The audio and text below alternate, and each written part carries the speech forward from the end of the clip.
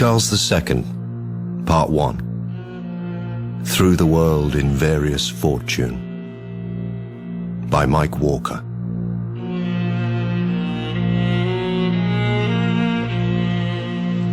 Whitehall, London, Friday the 3rd of September, 1658.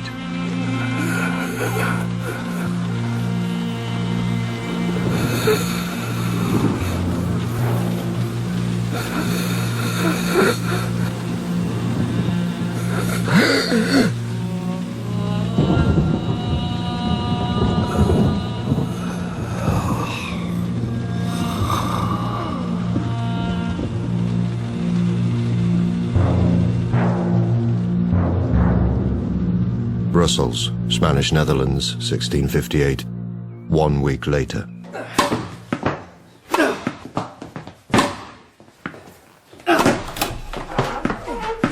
It's done! It's done! What? What's done? Come on. Take your time. The devil is dead.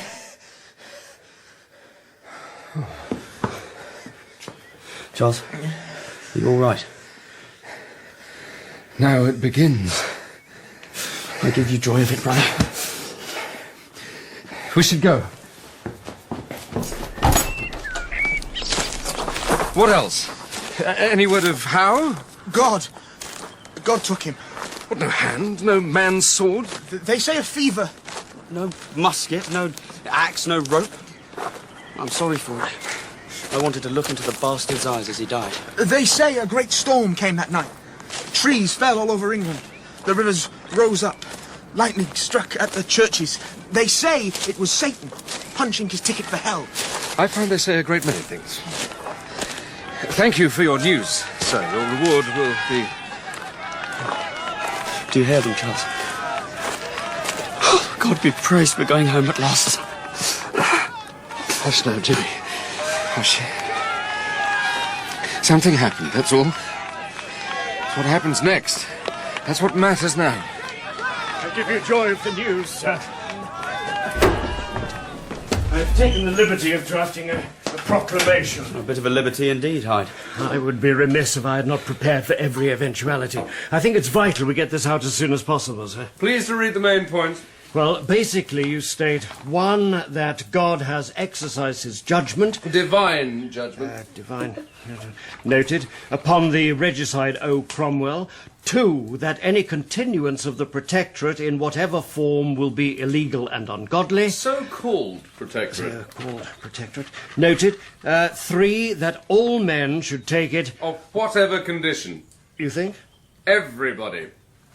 Of whatever condition should take it upon themselves to overthrow, bring down, or otherwise annoy said so-called protectorate in whatsoever form Wants a lawyer? it may exist. And 4, that officials of the so-called protectorate no longer have authority or jurisdiction and should surrender their offices forthwith.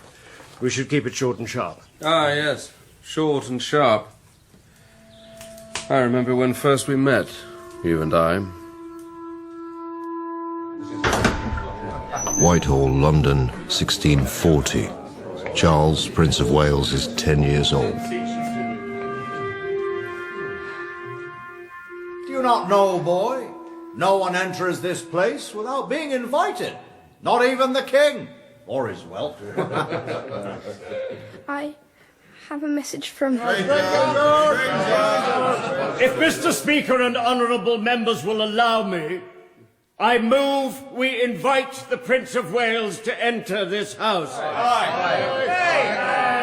So moved. You may enter, sir. I thank you, Mr. Pym. Well, the boy has manners. More than his father. Gentlemen, let us hear the Prince. There are those who say you hear the prince and his family more than is seemly, Mr. Hyde. If you have any complaint, Mr. Pym, I suggest you raise it in a proper manner at a proper time. This is neither. I am no friend to the abuse of power, wherever it raises its head. There is a dragon that has for too long raised its horrid head and scorched us all with the breath of Rome. I take it the boy His Royal Highness! May I not speak then? Very well, your Royal Highness. Go on, sir. His Majesty has... I bring the warrant for the execution of the Earl of Strafford, duly signed by His Majesty, Your dad? Get on with it. The King has commanded me to say once again that he has never known a better, a finer public servant than the Earl of Strafford. And in acceding to the wishes of this House, this Parliament, he asks if without the discontentment of my people, if the Earl of Strafford may not be permitted to live out his life in close confinement rather than face execution. If so, it would give the King, render the King, an unspeakable contentment. He asks for your mercy! There is no mercy to be found here, only justice. Is it justice? Well, the charges against him were shown to be rubbish, that you just went and made an order for his execution anyway. Is that justice? How is that justice? This House is the voice of the people. Yes. Justice resides in the people as grace resides in God the Father. It's not right! Do you have more to read, or are you done? His Majesty says that if nothing less than the death penalty will content his people, then let it stand, let justice be done, but it would be a great charity and mercy if you would allow Strafford at least some days to attend to his farewells and affairs, if he may live until Saturday. I can see why the King sent a boy about this business, since no man could stomach it. The warrant is dated for tomorrow at 11 o'clock of the morning. The Earl of Strafford will die tomorrow at 11 o'clock of the morning. It's time for a little short and sharp honesty. And there is not much that'll make Strafford shorter than the sharp edge of an axe. I'll see you outside.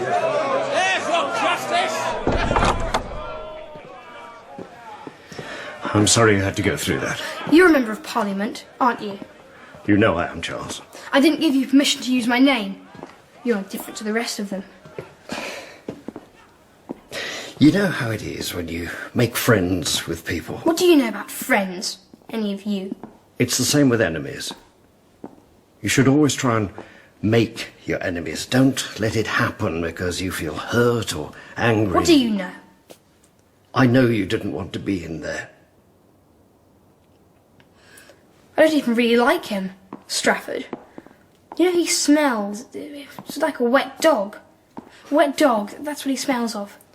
Just a bit, but always there. Why? I mean, why is it so important that they cut his head off? Why can't they just send him away, lock him up? I don't know, do something else. On a very hot day, sometimes you'll be in the garden and saying, the sun is hot, it's boiling out here, there's no shade, I'm so hot, and what you mean all along is... I want an ice. I want a glass of lemonade, or a cold syllabub. Oh. It's not Strafford they want. It's my dad, the King, isn't it? I wish you could just be a boy, Charles, but you can't. You can't even be a man like any other. Maybe it's no more fair than killing Strafford, but it is what it is, and you will have to live with that. Or die because of it. Brussels, Spanish Netherlands, 1658. 18 years later. Where is the bloody man? He'll be here. Doesn't anybody understand that we have to move fast to take advantage of the situation?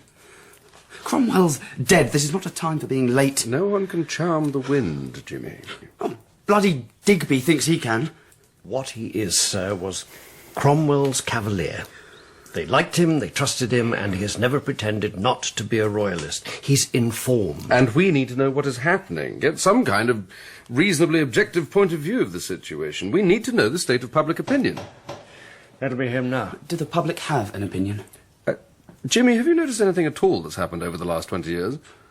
I've noticed that we've been dragging our raggedy asses round Europe, getting doors shut in our faces every time we ask for anything more than a crust of bread. Well, maybe that's done with at last. I hope so. I wanted to eat the pineapple, not get shafted with the rough end. Which is the rough end? I've never been quite sure. Actually, they're both pretty rough when it comes down to it. And besides, he's got courage. Huh? Digby. He's got balls of iron. English Civil War. Battle of Edge Hill, Warwickshire, 1642. Charles, Prince of Wales, is 12 years old. What was that? What was that? I think it was muskets shooting. Don't you know? I'm not a soldier. Is that the cavalry? Is it a charge? We've got to be there. Ha! Sir, you cannot! Sir, I will!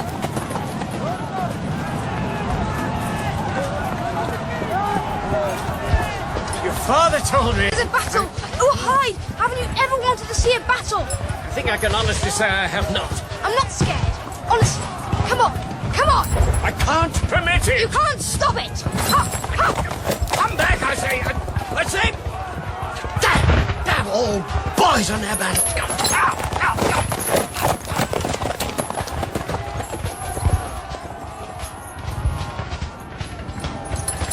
Where are you? Damned rebels! Come on!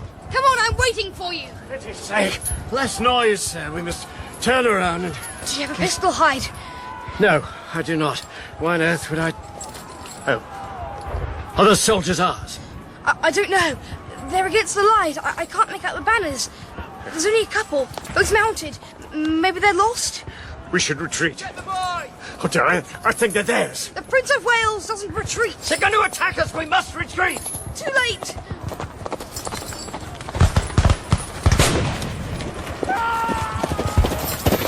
Are you hurt, sir?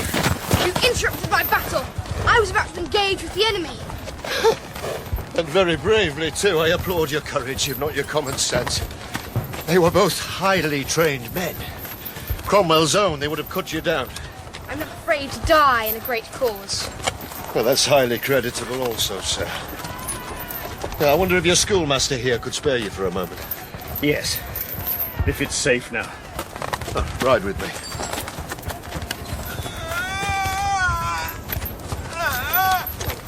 We must do something. He's dying. He's hurt. Dying is easy, sir. It's one tiny moment. This is something else. This is getting into death, and that's so very damned hard. Water! We should give him some. Will make his pain worse and draw out the agony. You want to help him? Yes? 5 minutes since you wanted to kill him. 2 minutes since you wanted to die in a noble cause like him. A lead ball will do the business here.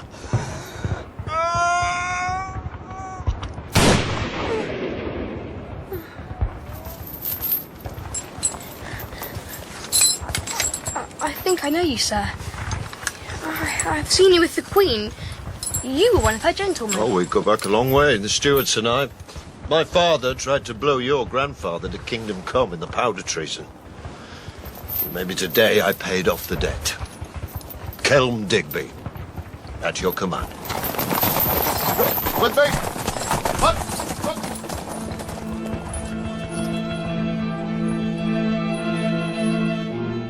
Brussels, Spanish Netherlands, 1658, 16 years later. Your Majesty. Oh, at last. Sir? Kelm, come in. How was the voyage? I'm bloody, but as you say. Please sit. Coffee? Coffee for all. Well, man, don't keep us waiting. When do we leave? You may leave whenever you want, sir. But there is a problem. The proclamation. The seed that fell on stony ground. What do you mean? What are you saying? At this moment, England does not want change. That's insane. Hush, Jimmy, go on. They've put Richard Cromwell in his father's place. Don't they call him the young gentleman? He's not his father, that's for sure. And the people, there's no agitation for change. There's not a dog that barks in the night. It's so calm there. There's no unrest. There's no movement for the king. I'm sorry, but there it is. England's a mill pond. Then we make a splash. I mean, damn it, he's the king. They're our king, the bloody king of England. Less of the bloody, please, Jimmy. And I'm not anything at the moment. Well, you are king anointed by the grace of God, sir. Whether they want a king or not, that fact doesn't change. The cheese is the cheese, but until it's on the table, is it really the cheese? Why are we talking about cheese? Why aren't we talking about Spain? Oh, come on. It's what we're all thinking about, isn't it? It's the horse dung in the room that no one's noticing despite the flies. Is Spain seriously interested in backing you? Everyone's interested, Kelm, but no one's moving. Mazarin hints to my mother that the French Protectorate alliance could vanish like mist in the sun once I'm back on the throne. As for Spain, they're involved here in the Netherlands with France, the German states. What about the Scots? You are still the cheese in Scotland. Oh, Scotland. The worst day in the world.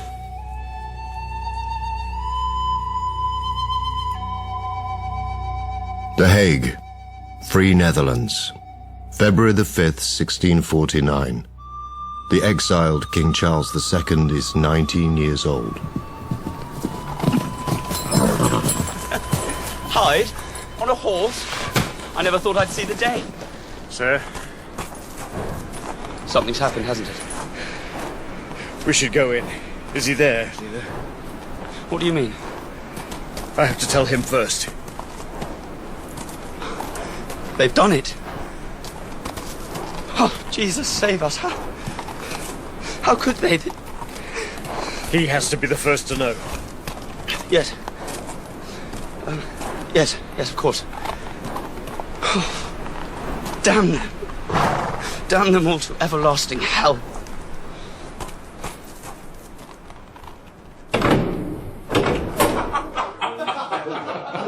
Ah, here's Hyde. Come to put the snuffer on the party. Hyde? Your Majesty. But I...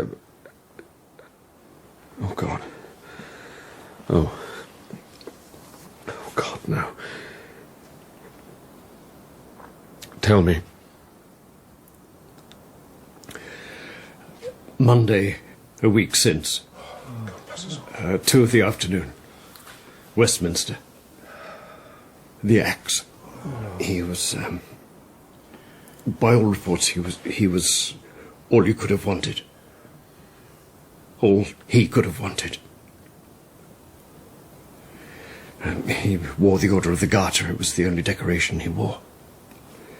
He entrusted it to Juxon for you. Was there any word? Remember.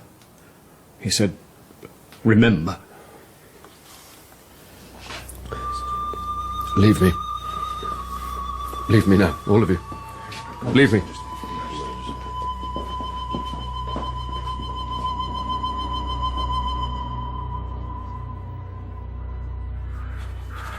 His Majesty's response to this monstrous act by an illegal regime.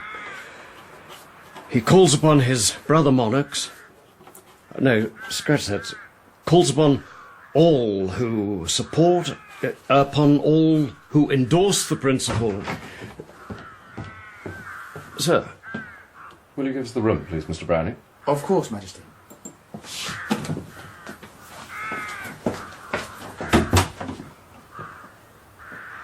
Do we still have an open line to Edinburgh? Well, yes, in theory. They weren't over happy with your last response. Unduly negative, I believe they called it. That was then. This is now. Everything's changed. All the more reason to think carefully before we move. I'm drafting a response We for were you. careful before. Careful of the king. Careful not to engage in any adventures. Where did it get us, Hyde? To my father on the scaffold.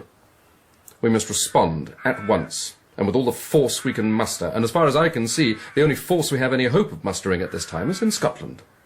We're not ready, sir. According to you, we're never ready. Careful never won the prize. Nor did impetuous. I must act now, or I'm a lost cause forever. Charles, think about I didn't this. give you permission to use my name. I would be failing in my duty if I didn't point out the financial implications. What implications? We don't have any money. But we do have Montrose. He's loyal, always has been. And anathema to the Covenanters and the Kirk, and it's them you'll have to deal with, and they are going to drive a very hard... Noted. Now find me a ship that can take me to Scotland.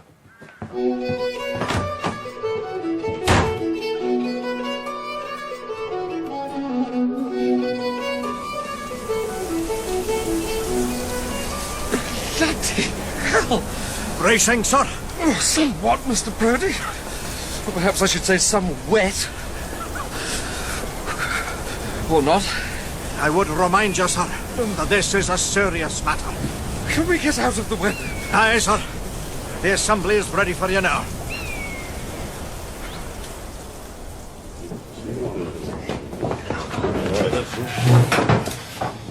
Thank you.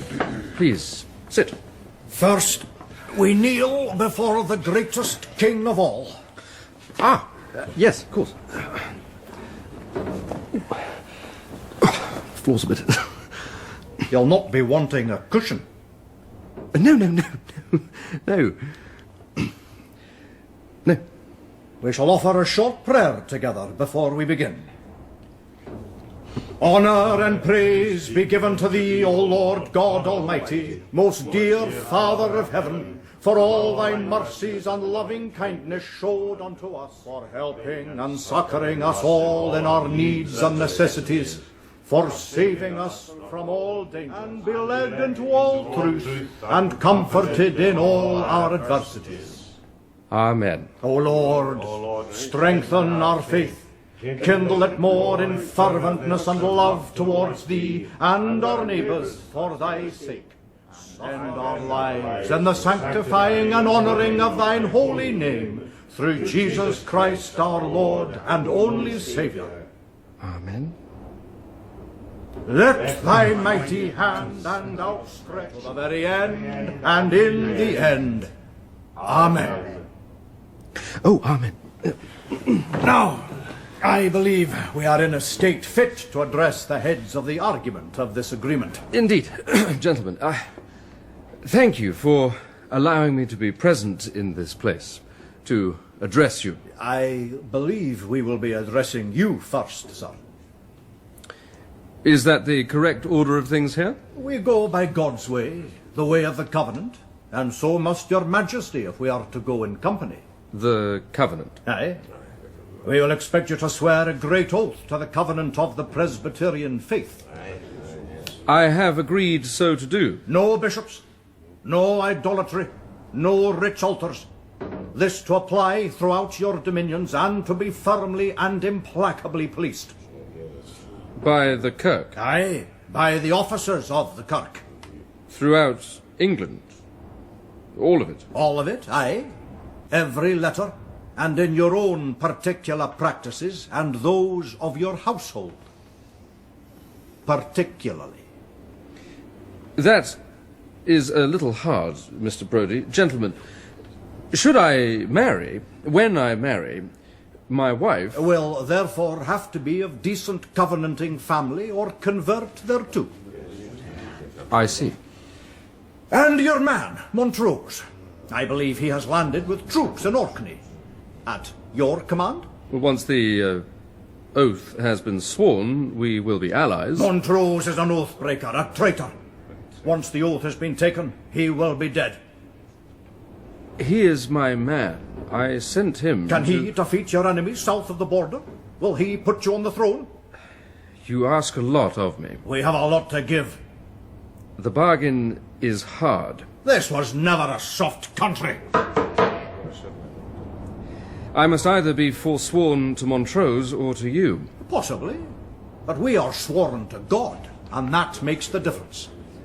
And if I say no thank you and return to Brussels? Be practical, sir. How? Do you have a coach? Horses? A ship? An army? You have nothing except your hopes. Are you insane, Charles? I'm in Scotland. Not funny. No bishops. No throne. Everything depends on that, Jimmy. The throne. Without it, I'm nothing. With it, I am the king. Who can't say the prayers he chooses. It's your religion, Charles. The most important thing in this life. It's words. When we have the throne, I can change things. It's your oath. Your honor, what you are. All that you are. Absolutely right, James. Without an army and an organization behind it, that's all I am. You're wrong. I'm king without a throne. I cannot agree with this pragmatism. It isn't what we're about. Your disagreement is noted. God, I hate this place. It's the end of the bloody world. All will stand for the king. Well, there goes nothing. I, Charles, King of Scotland, England, and Ireland, do assure and declare by my solemn oath, in the presence of Almighty God, my approbation of the National Covenant and Solemn League and Covenant as written.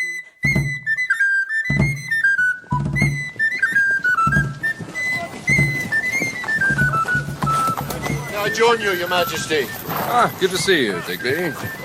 I'm feeling a little isolated here. Well, they've got you and they don't want to let you go, it seems. Seems you're right.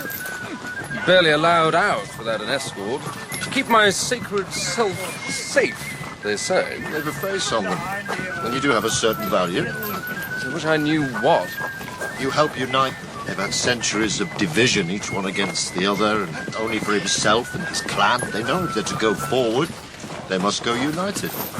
They see you as the means. Then I wish they'd stop treating me like a prisoner. Most of them are a dear sight closer to Cromwell than you. They just hate England more than they hate both of you. There's the Duke of York. James has gone back to Brussels. Safer if one of us is out of the way, just in case your friend, Mr. Cromwell, decides to end the reign of Charles II before it's begun. I have, I must say it, a respect for him, but my sympathies are clear. I've been your mother's man for years. Is that why you're here?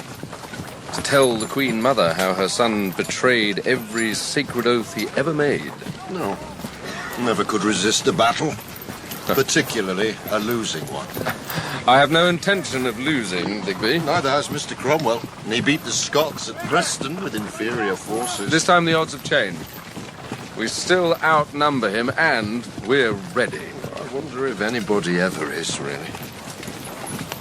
What do you mean? He's good, sir. He's very good. Well, then it's in God's hands. God is not a convenience. He doesn't like it when you piss on him. Mr. Hobbes would say he doesn't concern himself with human affairs. That's if he exists at all. What do you think? It's 3 in the morning. Praise God! We've been withstood before the enemy. We have him now, sir. Then let us be about our business. There are millions of kings, men and women only waiting for the word. He's back, and he's winning.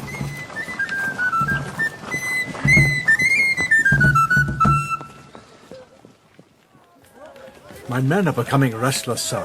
They're a long way from home. I give you my word. As soon as we've finished Cromwell, you can start sending them back. Unless they'd like to march on London. It's a thought. Sir, Earl Leslie sends to tell you there are boats on the river. Cromwell has crossed and rides east. He hopes to cut us off. Make a cauldron in which he may boil us slowly.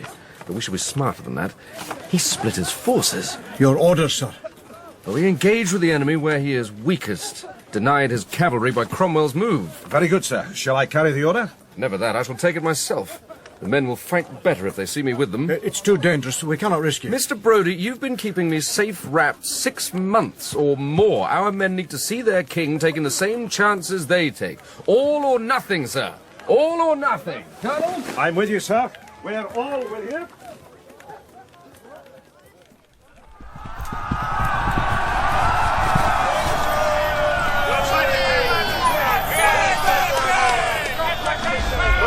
I like it, Your Majesty. So do I, by God. Oh, smell that hair. That's England. Digby. That's our home. They took it once, and now we're going to take it back.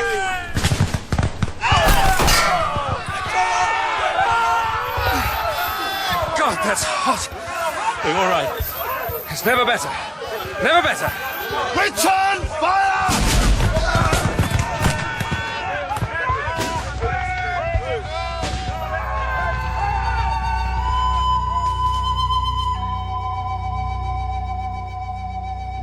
Brussels, Spanish Netherlands, 1658. 9 years later. I would rather they had shot me that day. Rather that. The whole adventure was... Gently, sir. Those who were there, we remember. Aye, we remember the Scots were not there. Not when it counted. Bloody country. Total shithole. You should have a care, Jimmy. You may be king of it one day. Even so, I would not call on them again. I acted from anger and loss. I acted in haste and in vain hope. Anyone might have, sir. After that news, after that awful day. But today is not that day. And the Scots are part of the question. They're not the answer. I can't be a Covenanter. I promised my father the last time I saw him that I would protect the Church of England. I promised. I can't go back on that. I won't go back on that. Again. Well, yes, again. Then what? Digby, tell us about Richard Cromwell. Tell you what. Perfectly pleasant. A tad profligate. No great thinker. Certainly not a man of action. Can he hold on to power? In the short term, possibly. Over the medium term, no. Why, in particular? The army. It was the means to power. It stepped back under Cromwell, but it knows very well that power rests with he who is not afraid to fire the gun when it comes down to it. If there's civil unrest, the army will step in. The generals will certainly step in. They've been used to making decisions about major issues. They're not going to enjoy piddling around with compromise. There's a dozen who think they're better suited to running the country than tumble-down Dick. Names?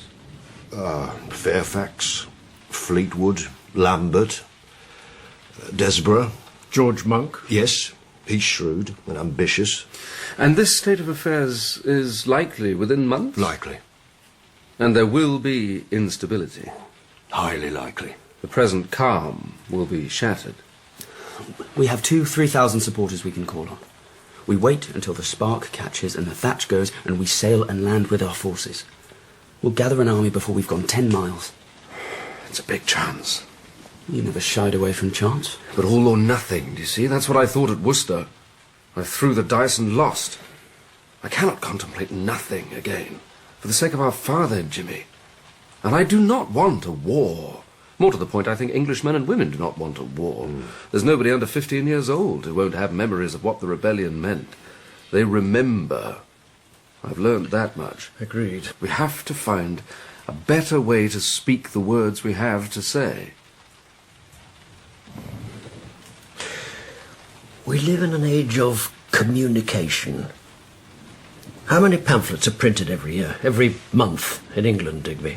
Hundreds, thousands. Newspapers, books, public meetings. You can't pass a tree in the middle of the forest without someone's put up a tract or a notice. No plays. No, plays are a luxury, but opinion has become a right. Opinion in every workshop, discussion in every church and chapel, dispute on every street corner. If this late rebellion... Freedom struggle. Exactly, opinion. And every condition of man has a point of view. Every Tom, Dick and Harriet has seen the world changing at the bottom of their garden path, and changed not by kings and emperors, but by ordinary folk, just like them. They've seen a king die. More to the point, they know they killed him. So it's quite clear, isn't it? I believe so. Absolutely. What? When the time comes, we need to sell them a King of England they will want to buy. Gentlemen, the cheese is on the table.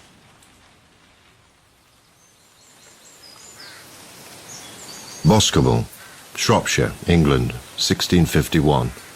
Charles Stuart, outlaw, is on the run after total defeat at the Battle of Worcester.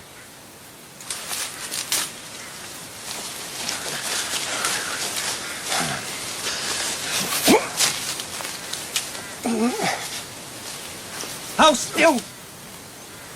Hold still, or I'll blow your bloody head off. This is my tree. Not with that lock, you won't. The flint slipped. Bugger! Bloody gunsmiths. No wonder we got our asses kicked. All right, who are you? Speak up or I'll club you to death. Don't think I won't. I've got nothing to lose.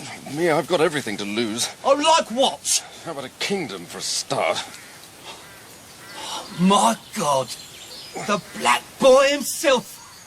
You'd better come up.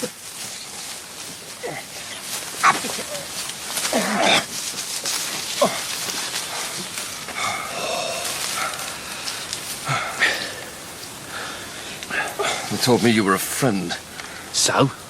A little more deference, perhaps? I am the king. And I just lost everything short of my life fighting for you at Worcester. You can sit on that branch. Not very comfortable, but then there's this one. If we were birds or squirrels, it might be better, but... Well, we're not. We're just in the shite together. Since Worcester? We're pretty much on the run full time. You? I made it home. Northampton. Only they'd burnt my home, so I'm trying to get out. It'd be easier if you weren't around. They all want a black boy. They'll be made men if they get you. And I'll be dead. God knows I might as well be. You got anything to eat? Cheese. I've got some cheese, some bread. Yeah, you want some water? Thank you.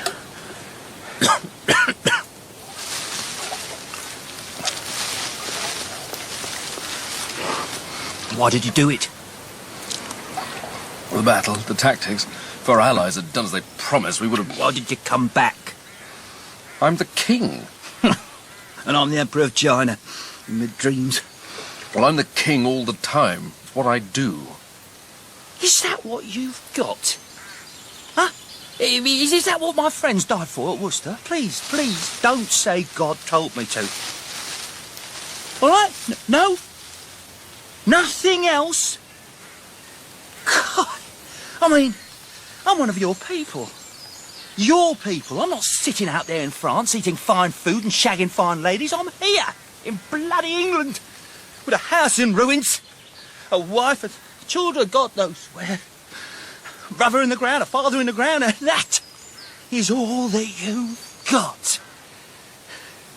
No wonder you're perching in an oak tree like a bloody half-arsed poacher trying to get away from the gamekeeper.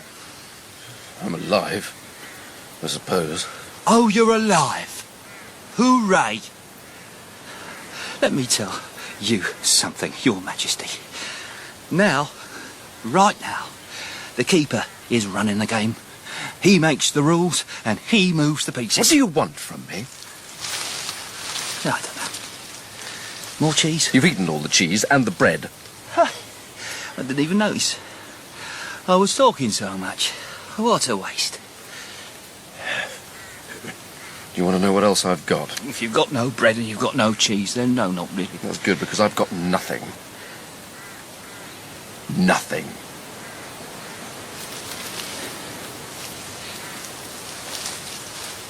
What do you do? I mean, if you have to... Shite? Yes, they told me to stay in the tree. Huh? And if I was you, I'd hold it. Until Oliver comes by, gets off his horse to have a pee. Have you noticed? Those cod boys? They can't stand in the open with their cods in their hands and piss like men. So, he comes across like a bloody girl and squats right down there and takes his hat off, and then you proceed.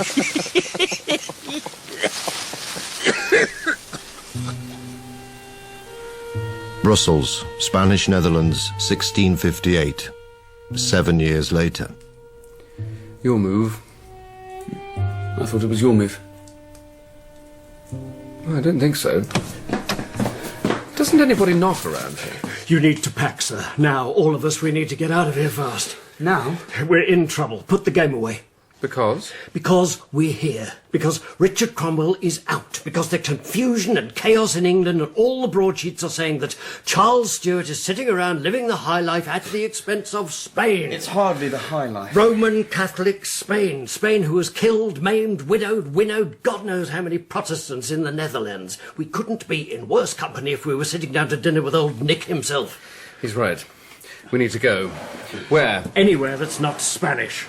The Hague is probably best. Protestant, you have relatives there, good communications, an emigre community. Even so, there's still a problem. Which we can deal with on the move.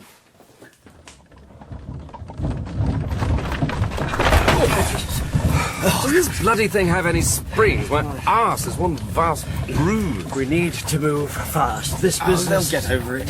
People forget. It's just another story. So's Mother Goose, and she's still quacking. Besides, you can't kill a story like that anymore. Once it's out there... God, bloody people. Why won't they just do what they're told? History, I'm afraid, Jimmy. Besides, it's a good story. If I was one of the generals, I'd love it. Charles in Spain, eh? Probably going to marry an infanta or some such. The Pope's millions, conspiracy, secret dealings, opening letters, monks, the Inquisition, people in pointy hoods with candles. I wish we had got some of the Pope's millions. But besides, it's not true, any of it. Or should we tell them? I'm sure they'd listen to us. What is it with the pointy hoods, anyway? What's a mess? What do we do, Hyde? Well, you don't trump a story with the truth. You look for No, you simply find a better story. Which is what? Freezing my arse in Scotland, getting my arse kicked at Worcester, getting splinters in my arse in the bloody... Royal oak tree. Oh, but that was a miserable... English oak. Hearts of oak, eh? As strong as old oak. Sharing cheese with an ordinary fellow. What was his name? Carlo? Carey? Beppo? It doesn't matter, we can find out. You on the run. The Black Boy. Yeah, and that was when you met the ordinary folk of England. God bless them. Well, they were pretty much like the rest of us, actually, except most of them were smellier and more annoying.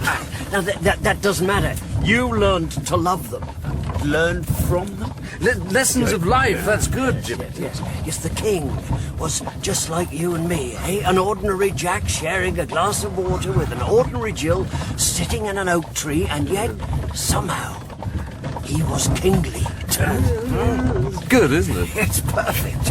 We couldn't have written it. And the best thing of all, you're not there to disabuse them. I suggest we get this out as soon as we reach The Hague. It's not everything, but if it doesn't trump Spain, I'll... Your Majesty, what is it? Well, the last time we thought we had it, 5 years ago, we worked ourselves half to death negotiating with France and the Netherlands. We had it sewn up, right? A treaty, support. We were going to win at last. Well, I remember waiting for the word. Normandy, France, spring 1655. His Majesty King Charles II of nowhere in particular is 25 years old.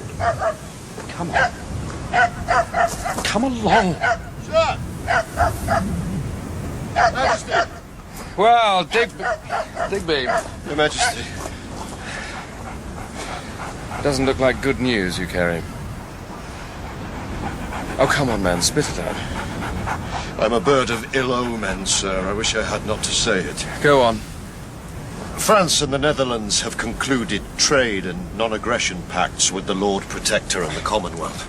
God's name, why? They're natural enemies. Foreign policy, sir. Neither wants a war with England, both want trade. Pragmatism. Your cause has nothing to offer. My cause? God's curse, his goddamn curse on the Stuarts. What can I do against God? Does he have a plan for me, Digby? Does he want to lift me up an inch only to throw me down a mile? Is that my great-grandmother, my father? What does he want from me? What do you want? Tell me! Tell me! We need to get out of the wind, sir. It's all right, I'm done now. This way. Let me take the dog.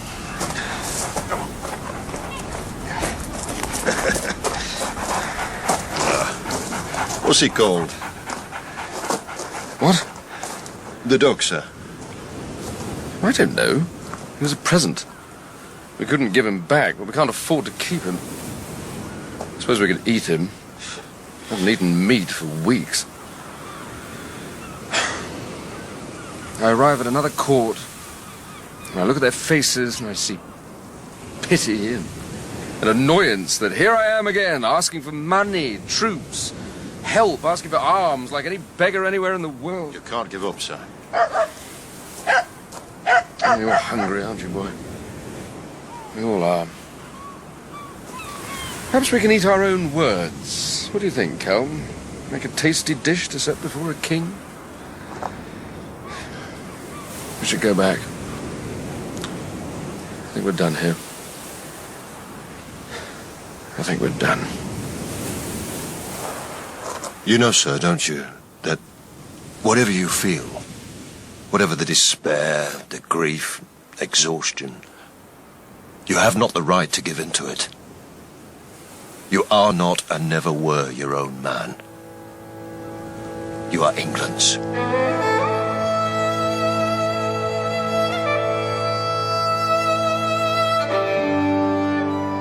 The Hague, Free Netherlands, January the 30th, 1660, 5 years later.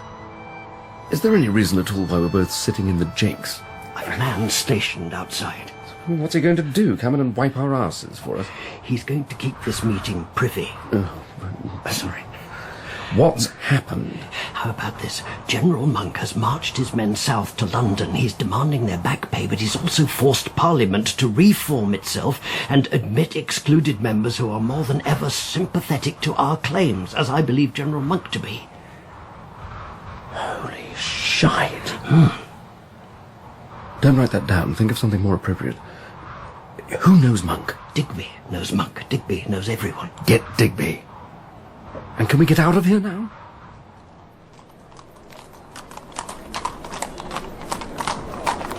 You could say he's a man of the people. Joined up when he was 16.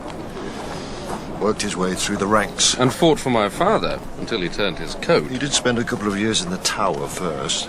And wrote a rather interesting book on war. You've read it? Parts of it. It's not printed yet. He's a very practical fellow, is Mr. Monk. Looks for the preferred objective, moves towards it with careful steps. Getting his army out of Scotland and established in London was something of a coup. There's only 5,000 of them, but they're intensely loyal, highly motivated, trained. He takes few chances. Clear-sighted? Extremely. And 15 days ago, his brother-in-law started publishing a weekly newspaper, the Parliamentary Intelligencer, which has already achieved an outstanding circulation. He writes about the people, about their happiness, about what's best for them. Ah, the ordinary folk, yes. I can do that. But what does Monk want that he can't ask for, but that I can give him?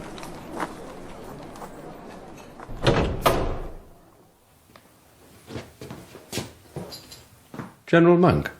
Your Majesty.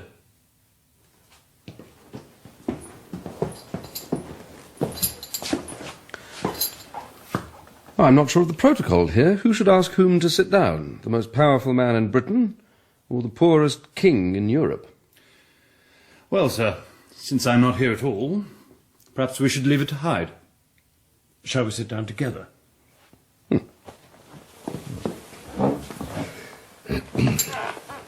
Your voyage was... unremarked, I hope. I think you once wrote that wars are won not so much by dash and courage and battle as by being able to cope with the long days of boredom and hardship. You read my book?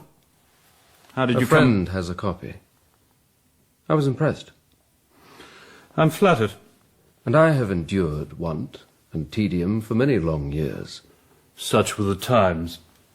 And I believe I have learnt from those times, and the times that gave birth to them, too. Again, I'm flattered, sire. I am not averse to learning, General. Your father... I am not my father. I will never, ever repudiate him, but I am not him. I have met the ordinary folk of England. As you commanded them, so I have drunk water at the well with them, bedded down in hayricks and sties with them, shared ale with them, joked and wept with them. I know them better than any king has ever known his people. I have come to love them, as I love England, and I want nothing more than to be allowed to stand beside them on an English field, under an English sun. And, General, I believe I can make that sun shine again on everyone. We are both sensible, General, of the power you hold to do us and to do England great good. And since dialogue is a two-way street, great evil, too. I think we both want a settled, happy, prosperous nation, with freedom of worship within certain boundaries, with freedom of representation within certain boundaries, with a powerful army and navy to protect those rights, and, I hope, with a monarch with whom men and women may enter into a social contract for the greater good of all. What you say is worthy of deep consideration, sir. I do believe the people are ready for change, and that we cannot go against that movement any more than we can hold back the tide. The question is, what shall we float on that tide? And I shall not attempt to influence your judgment upon that issue, General. You know your own mind. But know this also. I trust you absolutely. And I have as much kindness in my heart for you as I can express. And anyone who says otherwise might as well say that I have 2 heads and bat's wings. I will leave you now. God bless you. And God bless England.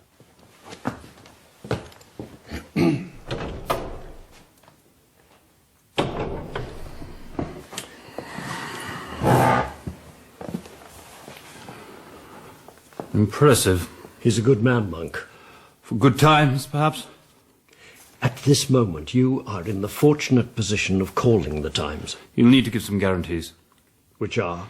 Full and complete pardons to all who fought for Parliament in the late war. Set against restoration of royalist lands confiscated by Parliament during the late Commonwealth. Partial, but not complete. With the regicides and the most active of the Republicans to be excluded from the amnesty. Shall we agree that the exceptions will be voted for by Parliament? Except for the regicides. They have to go down. Don't know if I can sell that. General Monk to be appointed Captain General of all His Majesty's forces on land and sea. The regicides go down. My regiments to stay as they are, and all army and navy pay arrears to be settled. A standing army and navy to be established to the levels the Captain General deems appropriate. Of course, and an election to be called as soon as His Majesty reaches London. The new Parliament to swear loyalty to the King. Yes. And about the final point in our correspondence. General Monk to become the Earl of Albemarle. Duke. That's pushing it. Marquis? Duke. Can you do it? Can you put the King back on his throne? I've got the only functioning army left in England. I've got the press. I've got powerful friends. Believe me, if I can't kick ass, nobody can. Duke it is, then. The Hague, May the 3rd, 1660. King Charles II, in waiting, is 30 years old.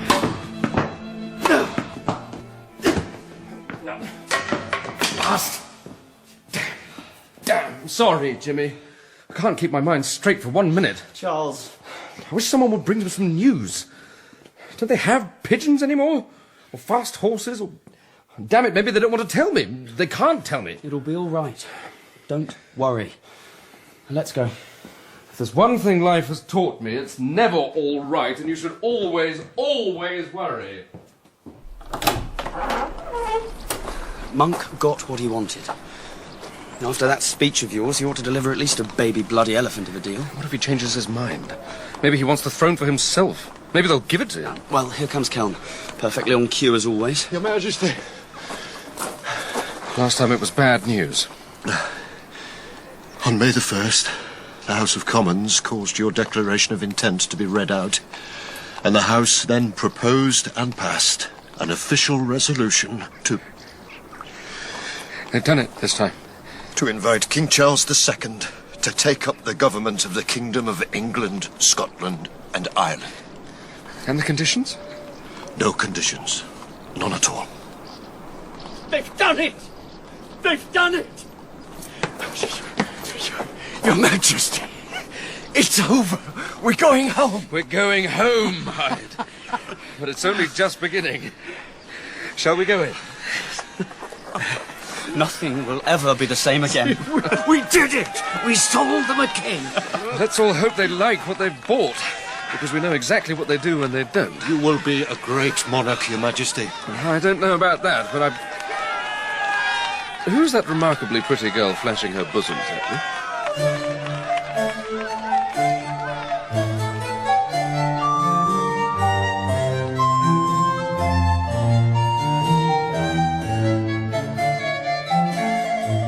In Through the World in Various Fortune by Mike Walker, Charles II was played by Jamie Parker, Kelm Digby by Paul Hilton, James, Will Howard, and Hyde by Michael Burtonshaw. The young Charles was Adam Thomas Wright, General Monk was Alan Raglan, Pym, Clive Hayward, and other parts were played by Matthew Watson and David Cann. The directors were Mark Beebe and Sasha Yevtushenko.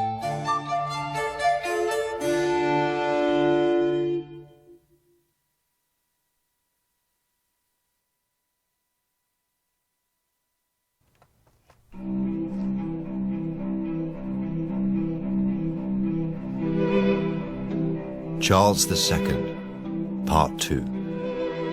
The Long Lease of Pleasant Days by Mike Walker.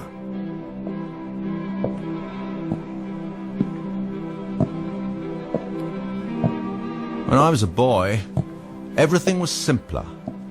There was the king, and then there was everyone else. God save the king! There was ceremonial, God save the king! and then there was parliament. God damn the king! And then there was war. And there was everyone else. And the king. Guilty! Guilty! Guilty! And then there wasn't the king anymore.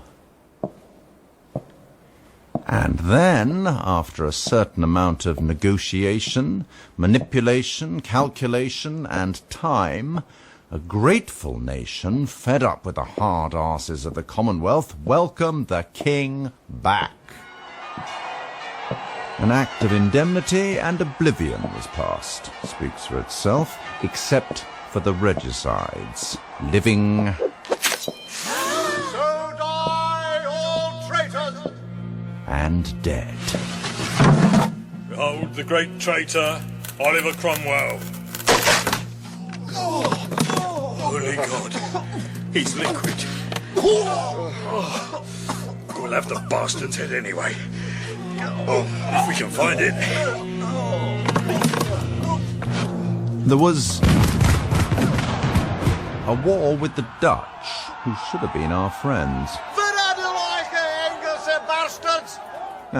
Who knew it was the same in Dutch? And secret talks with the French. Bonjour, bonjour. Who should have been our enemies. And then along came a real enemy. The plague. The court left London. Most Londoners couldn't. The Roman Catholics said it was God's warning to sinners. So did the Protestants, for that matter. Others said it was the rats. I went with the rats. And the rats finally went with... Fire! Fire! God save us! Fire! the Great Fire of London. I fought the flames with my brother. Hot work, Jimmy. Bloody hot. We built a new city. We're still building it. London wasn't rebuilt in a day, but it's being built around the monument. My monument. A mighty stone shaft thrusting 202 feet into the sky of England, topped with a golden... well, You get the picture. And then, after all the conniption of the plague and the fire, I hoped this little bark of ours, this Britain, would find at last a peaceful harbour. The future seemed serene as we sailed forward into the future. You know, if I hadn't been king, I would have liked to be a sailor. If I hadn't been king, I would have Like to have been a sailor, I know. You're lucky, Jimmy. You have the time, and you're good at it. Perhaps we should all have been tradesmen. Old Hyde once said to me our tragedy was that we couldn't. We were bound to kingship. Well, you at any rate. I don't bank on it. I could die at any time, and... Yes, there's no prince. No prince. Except Monmouth. Monmouth is a bastard. My sentiments entirely. He reminds me of me when I was that age. He's headstrong, he's a bit of a goer, he's a believer. Hasn't had all that knocked out of him. He does have a tendency to go off like a bolting horse at times. And he says you are married to his mother. Well, you know that's not true, Jimmy. But does he? We might as well believe that white is black and that day is night. ho, northeast! Sail ho! Can you see? What ship, masthead? Pray the Dutch haven't changed their minds. But they'll do that sooner than change their wallets. The peace will hold. We've paid enough for it. Masthead! French colours, sir! Captain, be so good as to beat to quarters. Belay that, Captain. Plot us a course for the Frenchmen, if you will. We're not at war, Jimmy. The French are our friends. No need to appear sloppy. It'll be all right. Well, you're the king. What exactly are we doing? We're a little early. I'm confused. Don't be. Monmouth will never be the Prince of Wales. I have one successor, and he's standing beside me. I will always stand beside you, Charles. You know that. We're Stuarts, and you will live... As long as I live, and then you'll be in the saddle and see what it's like riding this damned horse. But, what if I were to tell you... No problems today. Today, the sky is blue, the sun is warm. The channel runs like warm silk beneath a lover's hand. Charles, I think I should. No, Jimmy. Why are we here?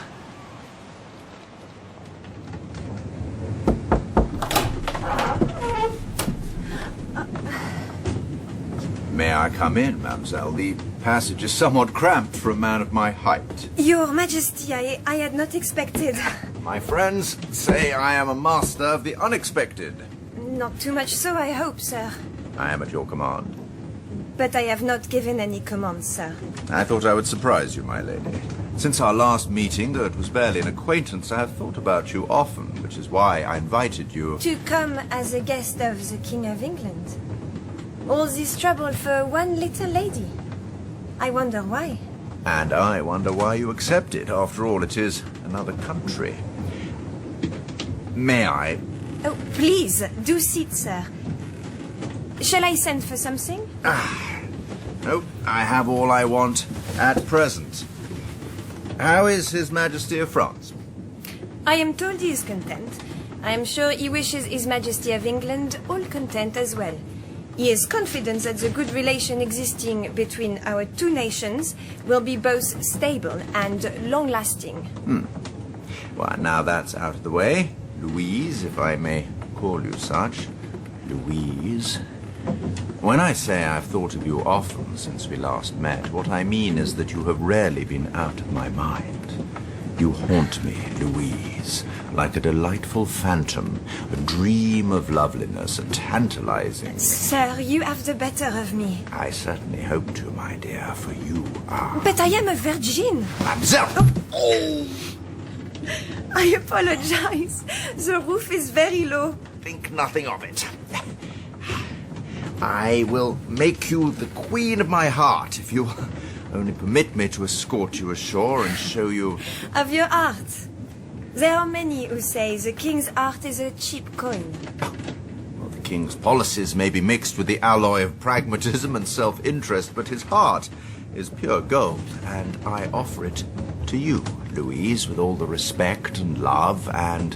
what every virgin should devoutly wish for, gentle experience in the world. I am not certain I understand. Let me take your hand and walk with you through the garden.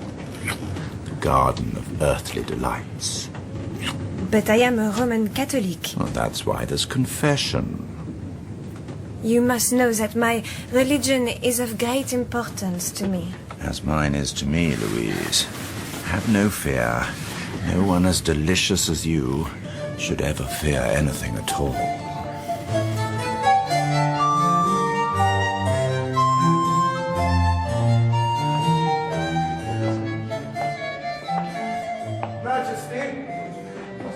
Majesty! Oh, Jack, my dear boy, walk with me. Not that, dear. We've not seen each other in a 6 month, Father. I've been busy. Collecting a new mistress. Doesn't the Queen object? The Queen is no business of yours. Oh, is that so? There are those who say my mother should have been the Queen. Hush now, let's not go there again. Let's. Jack, I love you dearly. I loved your mother. You swived my mother and deserted her, and she died alone. Enough. Or not nearly enough, Dad. Pater noster, qui es in celis sanctificetur nomen tuum, My dear, regnum. I interrupt. Oh, no, sir, it is no matter. Thank you, Father. I'm sure it's a very great trouble, having this dreadful heretic for a husband. You are such an old soul, my sweet. I know you will come round to the right way in the end. If only it were that simple. Ah, but it is. One jump and you will be home. I'm home whenever I'm with you.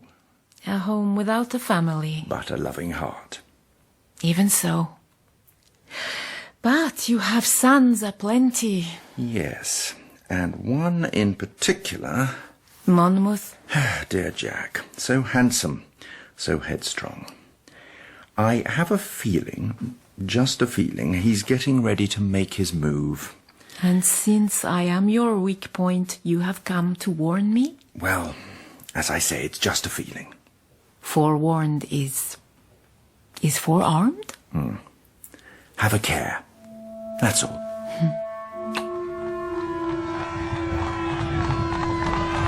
Does the Queen know about her yet? Didn't say anything, as always, bless her. And Mademoiselle Louise? Oh, God, she's delightful. She's a dream, Jimmy. You know I call her Fubs. Fubs? Because she's so plump. Yes, she's quite, Fubs. Somehow a lovely woman makes the world so much a better place. Even those dreary buggers in Parliament seem less of a trial when I think of darling Fubs. You know she was a virgin. Really? Are you sure? Trust me. But by God, she's a natural. Charles, I know you're delighted, but really, it is the state opening of Parliament, and they do like you to have your mind on present business. Well, this time there's nothing in the wind, so we might actually agree. Charles, I need to... We're here. Come along, Jimmy. And the words I spoke on the glorious day of the Restoration to the first Parliament I was privileged to address, I repeat today. I am your friend. You have no greater friend than I. And no greater enemy than the Catholic Queen. I do not think Lord Shaftesbury or his partisans understand either the word order or the word respect. Maybe Mr. Speaker I wonder if the noble Lord Halifax understands the words freedom of speech. Gentlemen, members, my lords. Or the words Catholic succession. Ashley Cooper has ideas above his station in the political gutter. Order! I must set the noble lord right in that matter, for I found the gutter already full of Tory turds. All these questions and disputes will be opened before you, before us all. My lords, honourable members, we have a nation to run. A nation that looks to us to act responsibly.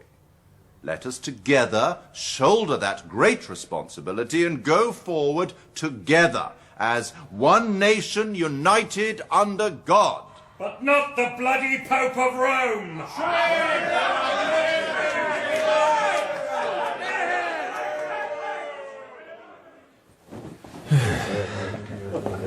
Why do they have to be so bloody disobliging to the Queen, Halifax? It's not the Queen, Majesty. It's all about party now. They hate your party and your followers. We hate the Whigs.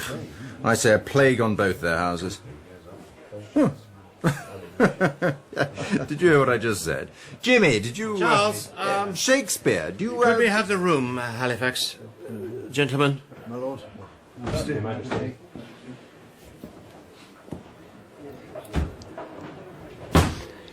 That thing. Thing? What thing? The thing I was going to mention when we were at sea. The thing no one else has mentioned to you yet. Huh? Oh, do get on with it, Jimmy. I'm eating fubs and I'm as randy as a polecat. I converted to Roman Catholicism. You did what? I'm terribly sorry, but you see, my conscience, my belief. My arse, Jimmy. God would not be denied. It's my bloody arse that's hanging out for a damn good kicking, and you've just arranged for me to drop my drawers and bend over in the boot factory!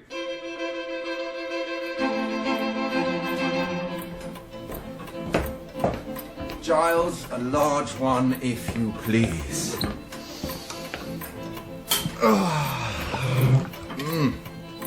Will there be anything else? Nothing, thank you, Giles. Just peace and quiet. Your Majesty.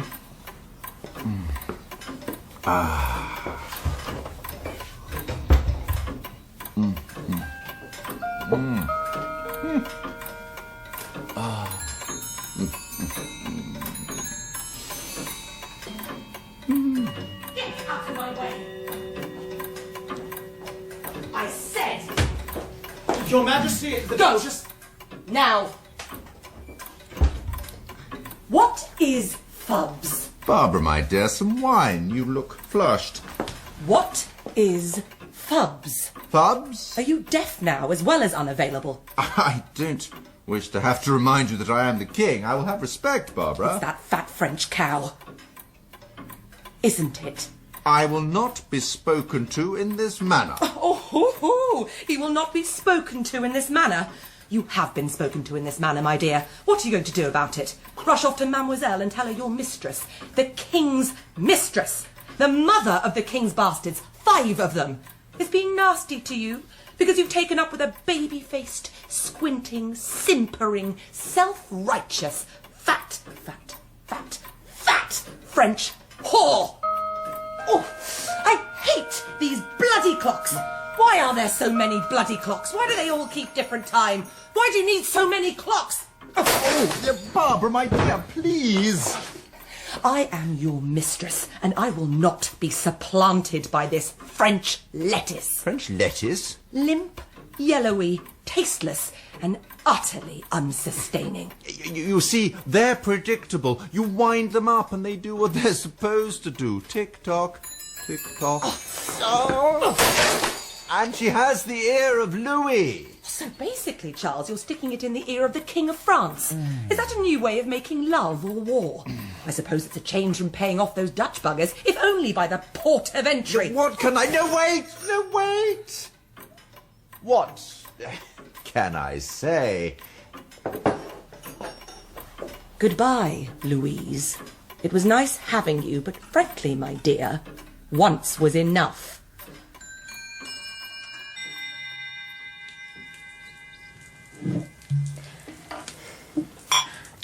To be here, to be with you, it's so peaceful I can begin to find myself again amongst all the confusion and the busyness. And this court is so very busy, Majesty. Always the mouses scurry here and there. No, I've known it all my life, Fubs. It's the air I breathe. Try this. My pâtissière made it this afternoon. A custard baked within sweet dough. It's Basque. Oh, Fubs! Fubs, you temptress. You'll make me very fat. Oh, you think I am fat? No, I think you're perfect. That woman, she says I am fat. Well, I say thank God for plump women. Stop this cruelty. You think I am a fat French woman. I cannot be in the same place as her. The Duchess of Cleveland? The adulteress Mrs. Palmer. Barbara Villiers? She has more names than Melusine. The devil's daughter.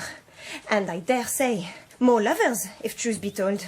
And a whole brood of children. Well, yes, children do happen when... She is a married woman. I do not like her.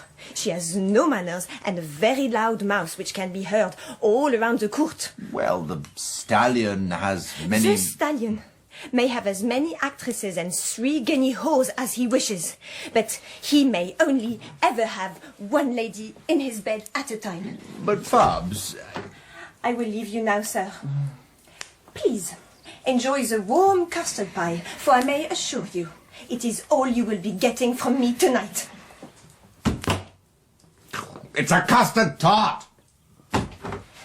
I assure your Majesty, I know the difference between a pie and a tart.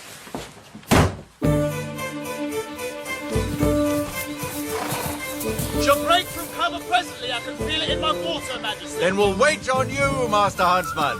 Father, thank you for your invitation. Always glad to see you, Jack. I know how you enjoy the hunt. Except you didn't invite me. Are you avoiding me? Oh, never say such a thing. Well, I just did. Don't be awkward. It's a beautiful day, the game is up, and you're looking in fine purple. We have to talk. We are talking. About the succession. What is there to say? It's settled. Is it? Your Uncle James is... a Roman Catholic. I do wish you'd stop interrupting me. If nothing else, it's extremely ill-mannered in the presence of the king. Forgive me, Your Majesty. My only concern is this nation and its future. That is why it needs an Anglican to govern. Tell me that's not true. That's not true. That's a lie. Can't call the king a liar, Jack. Uncle James, how nice to see you two. Majesty, I apologize unreservedly. I do, however, believe you are mistaken in your belief that this nation will ever support a Catholic monarch. She breaks! Later, Jack. I'm your son, damn it. I'm the only son you've got. That's not true. Barbara and half a dozen I am the other... only legitimate son you've got, and that Baron Queen of yours is never going to give you another. Jack, you're a bastard. You married my mother. That's nonsense. Really? He married her before abandoning her to die in Belgium. Is that telling it how it is? Do I have to say it again? It isn't what you say, Father. It's what happened. And if it never happened? It isn't even what happened. It's what people believe happened. And the people believe me. Jack, have a care. You always were too hasty. They know me. They like me. They'll follow me in a manner they'll never ever follow you, James. We've been left behind by the hunt. He's vanished over the hill. I have friends. I have a party. Remember that. We will talk further. Uncle, good day to you. And they won't have you, you know. This country will not swallow a Roman Catholic king ever again. Ha! I have always felt, forgive me, Charles, that boy needs a damn good slapping. I suppose I treat him too leniently. I feel guilty about Lucy. Oh, she was a gold digger. She was the first. And he's my firstborn son, bastard or no, and he's right. He does have a following amongst the people. The Whigs will be only too happy to use him. I haven't helped, have I? No, Jimmy, you have not. Is Monmouth going to be a problem? We shall see.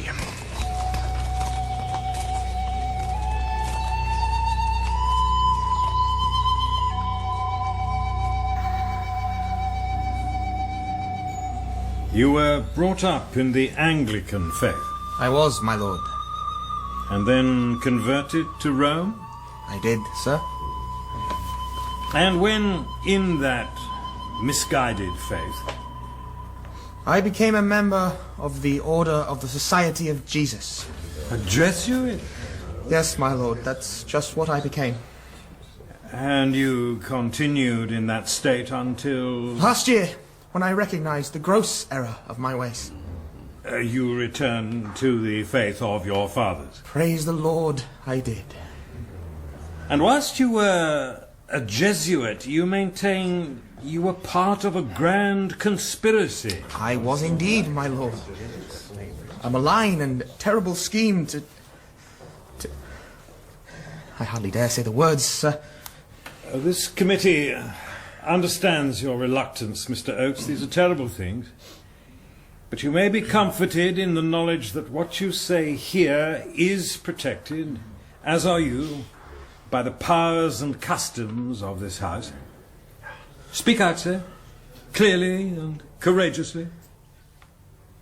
A scheme to poison His Majesty the King and cast down the Anglican Church in this nation. But surely, Mr. Oates, the plotters knew the King, God save him, was protected. But not from his own brother's Roman Catholic doctor. And not from the Roman Catholic Queen herself.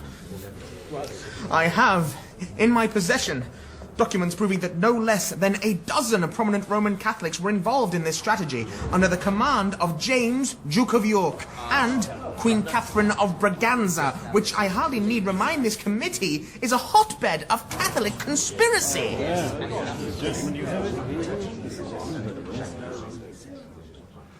Oh, the angry buzz of the multitude is one of the bloodiest sounds in the world. Mr. Oates has the popular ear, then. Mr. Anthony Ashley Cooper and the Whigs have made certain of that. Newspapers, pamphlets, posters everywhere, publishes accusations. But it's unbelievable. And so's the resurrection. This Titus Oates, he looks like a malign toad, a fat malign toad. Well, then he looks the part of Rome's secret agent, straight from hell, still dripping with bile. Ashley Cooper knows his theatricals. Oates is perfectly cast. What does he want? He wants to be famous. He's a no one who wants to be a someone. Don't suppose we can pay him off? Well, you could make him a marquis for services to the kingdom. Perhaps not. More to the point, Majesty, is what Ashley Cooper and the Whigs want. Or who they don't and do. Your brother James out and your son Monmouth in. I have to protect James. I imagine that's what they're counting on. It's exactly what Parliament did to my father. They attacked him through Strafford, and when he gave them the Earl, he gave them his own head, too. Well, everyone knows history nowadays, I'm afraid. Are you, Halifax? What? Afraid? Yes, Majesty. I'm very afraid. When Oates came hopping through the door of the house, I should think Ashley Cooper couldn't believe his luck. We'd blocked him on the exclusion of James, and now this toad has given him the key to unlock all our legislation. We won't block him again. Ashley Cooper is smelling blood. That duck waddles like your newest mistress, Charles. And quacks like my oldest. Don't tell Monmouth that. Oldest living mistress. My God, you are serious today. They're coming after me, Barbara. Then maybe you should cut the French pudding loose. I like her. What's to like? She's a Provençal housewife. Yes? What? Well, that's what I like. Going home at the end of the day, taking off my boots, having a glass, some supper, sitting around chatting. She's nice. So that's why I had to go. You have changed. I'm old, I'm bald, I'm tired. No more Mr. 5 times a night? Not so much. Sometimes we just cuddle. Not always, mind you. You know people say she's a French spy? That she reports back to Louis through the French embassy? What can I say? A bad time is coming. I need calm in the home. Because as sure as Hades is hot, it's not going to be calm outside for much longer. So why do you stay with her when it would be more convenient simply to send her packing? Good God. You've fallen in love like a 16-year-old boy. So, what else can I say? For love? Nothing. For the convenience of sending me packing, 50,000. Per annum? Of course. And Castlemaine. I've always liked Ireland. Countess? Why not?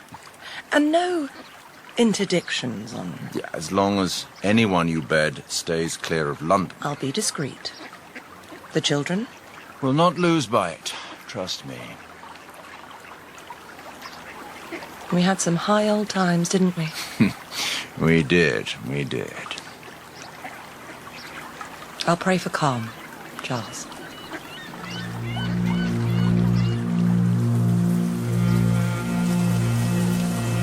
Good night. Good night.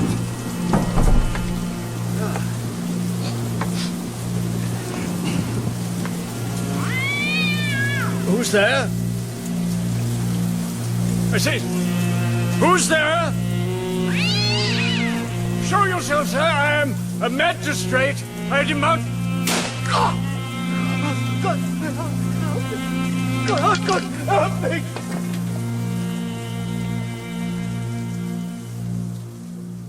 Lord Shaftesbury, I must inform this House that last evening Sir Edmund Godfrey, a well-respected magistrate, a stalwart defender of the faith, our faith, England's faith, was brutally shot down in the street. Can there now be any doubt in any mind about the reality of the terror sponsored by Rome? No. Can there now be any doubt in any mind that this nation is under attack? No. Can there now be any doubt in any mind that this House, representing the people of England, needs to bring the forces of law and order directly under our control? No! I call for a vote. Yes, a vote. There has been no debate on the matter. It is quite likely that the unfortunate man was killed as the result of a robbery that went votes up. Vote! Mr. Speaker! Vote!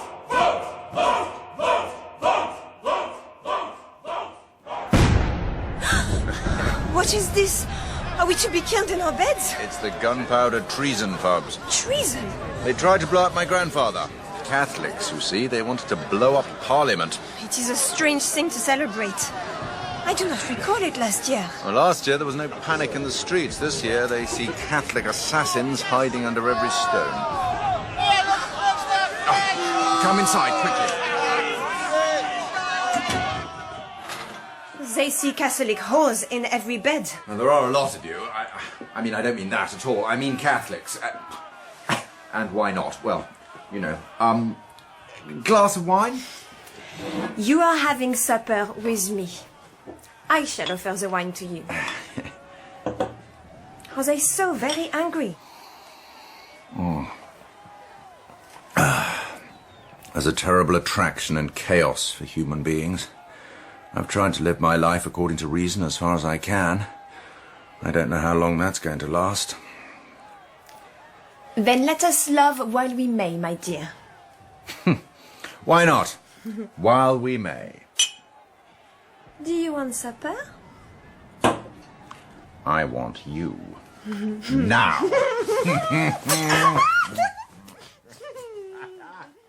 All rise for His Majesty the King.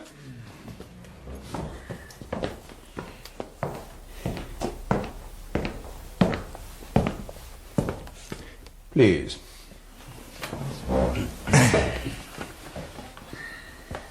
Thank you for coming to see me, Mr. Oates.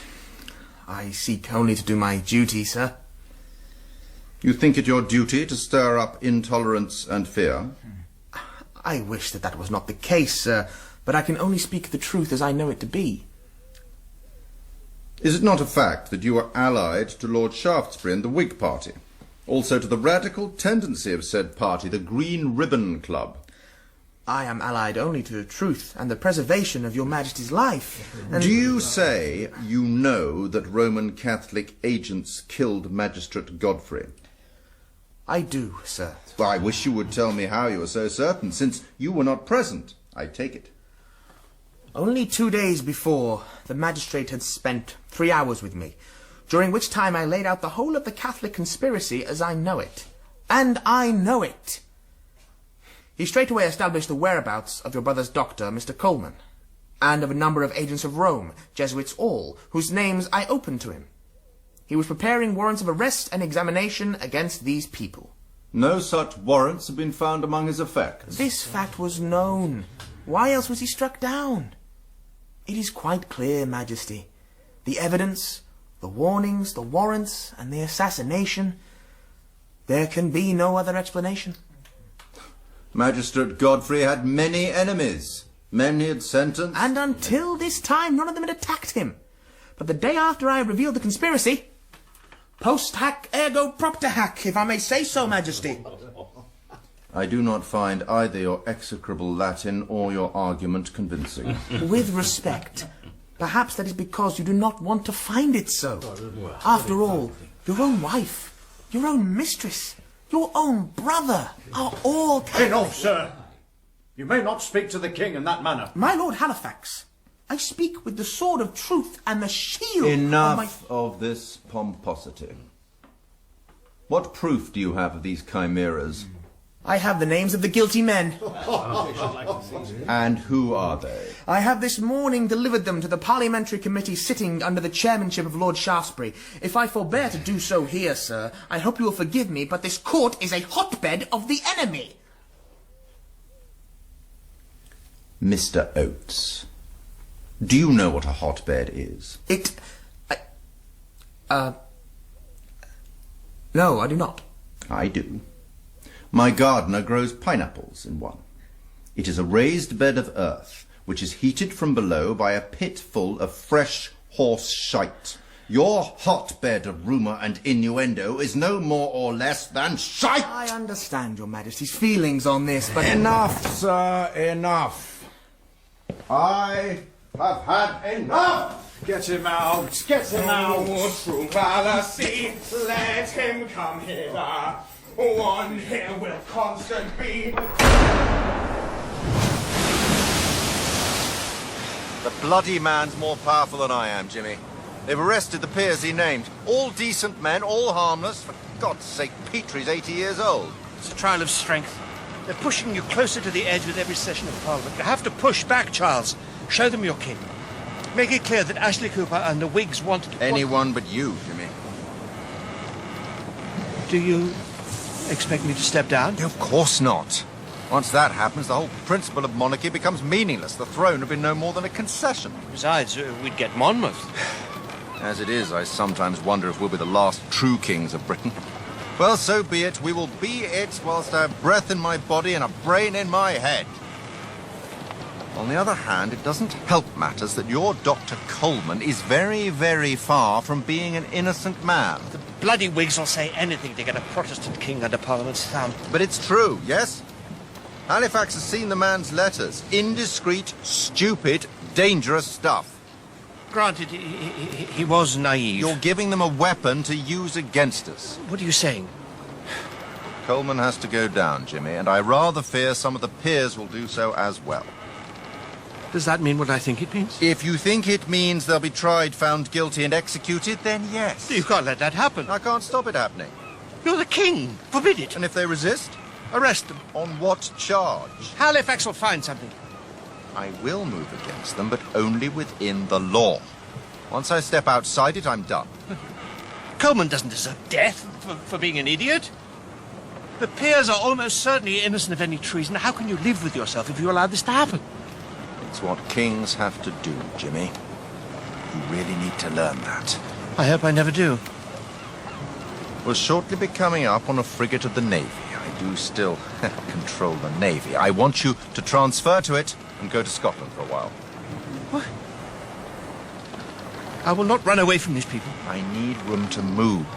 I need my most valuable pieces well protected. And, Jimmy, do I need to remind you I am the king and you will do what you're bloody well told? This committee calls the Duke of Monmouth. I am ready to answer any questions the House may have, Mr. Cooper. You maintain that you are the true heir of the king. Since my mother was married to Charles Stuart when he was in exile in Holland, I hold that to be the case. I might also add, if I may... Please, my lord, go ahead.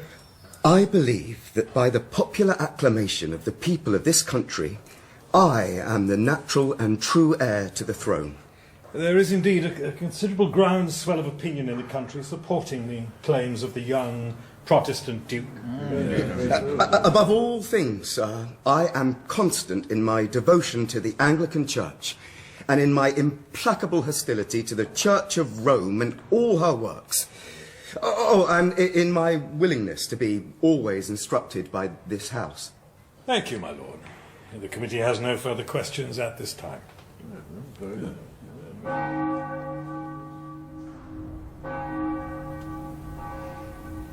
I am praying for you, Charles, and for dear James, too. How does it go? Nip and tuck, my dear. The Whigs are bent on reform, as they see it, and that entails an Anglican monarch. And? Why don't you say it? A royal divorce. There are grounds, there is precedent. It would be the practical thing to do, and I could not find it within myself to blame you for doing so. Well, no more could I find it within myself to do it, Catherine. I will not have you touched. You're a good and decent woman, and God knows you've put up with more than enough from me and carried it off with grace and dignity. Now, kiss me and wish me luck. All the luck in the world, my dear king. But is there no way to stop this attack upon the throne? Well, we have made Parliament a great thing. Can we complain if it now wields a great club and threatens to beat out our brains? Well, actually, yes, I can. I like my brains. You cannot send them down? Dissolve them? Believe me, I've tried. But if I get within a long mile of calling both houses together and appearing before them in my state robes, they will melt away like snow in June, and I will have nothing. Mind yourself, Majesty. All the way, lads. You're making good progress? As long as the weather holds, sir. Now, if you'll step clear. Of course. It'll be very fine, Your Majesty. Your new observatory. I hope it will open some of the mysteries of the cosmos, Lord Shaftesbury. Has a fine elevation. I imagine the instruments will be of the finest, too. The finest I can afford. Perhaps, sir, I might add an addendum to that. The finest the country can afford. Since, with respect, your money is our money. I'm sensible of it, sir. Granted by Parliament. Of course. And we're all in favour of, how shall I put it, the unravelling of mysteries. Indeed. However, you did not call me here solely to admire your fine new observatory. I called you to appeal to your sense of national unity and patriotism. Monmouth will be a disaster for this country if he ever rules. You must see that, my lord. Your party must see it. My party sees a monarch who, with respect, believes he can gain what he wants by force majeure, or causus fortuitus, if you prefer the Latin.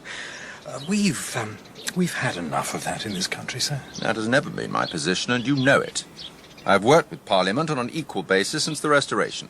Granted, relations have not always been amicable, but isn't that the point? We have a middle ground where the issues are debated and the best solution arrived at.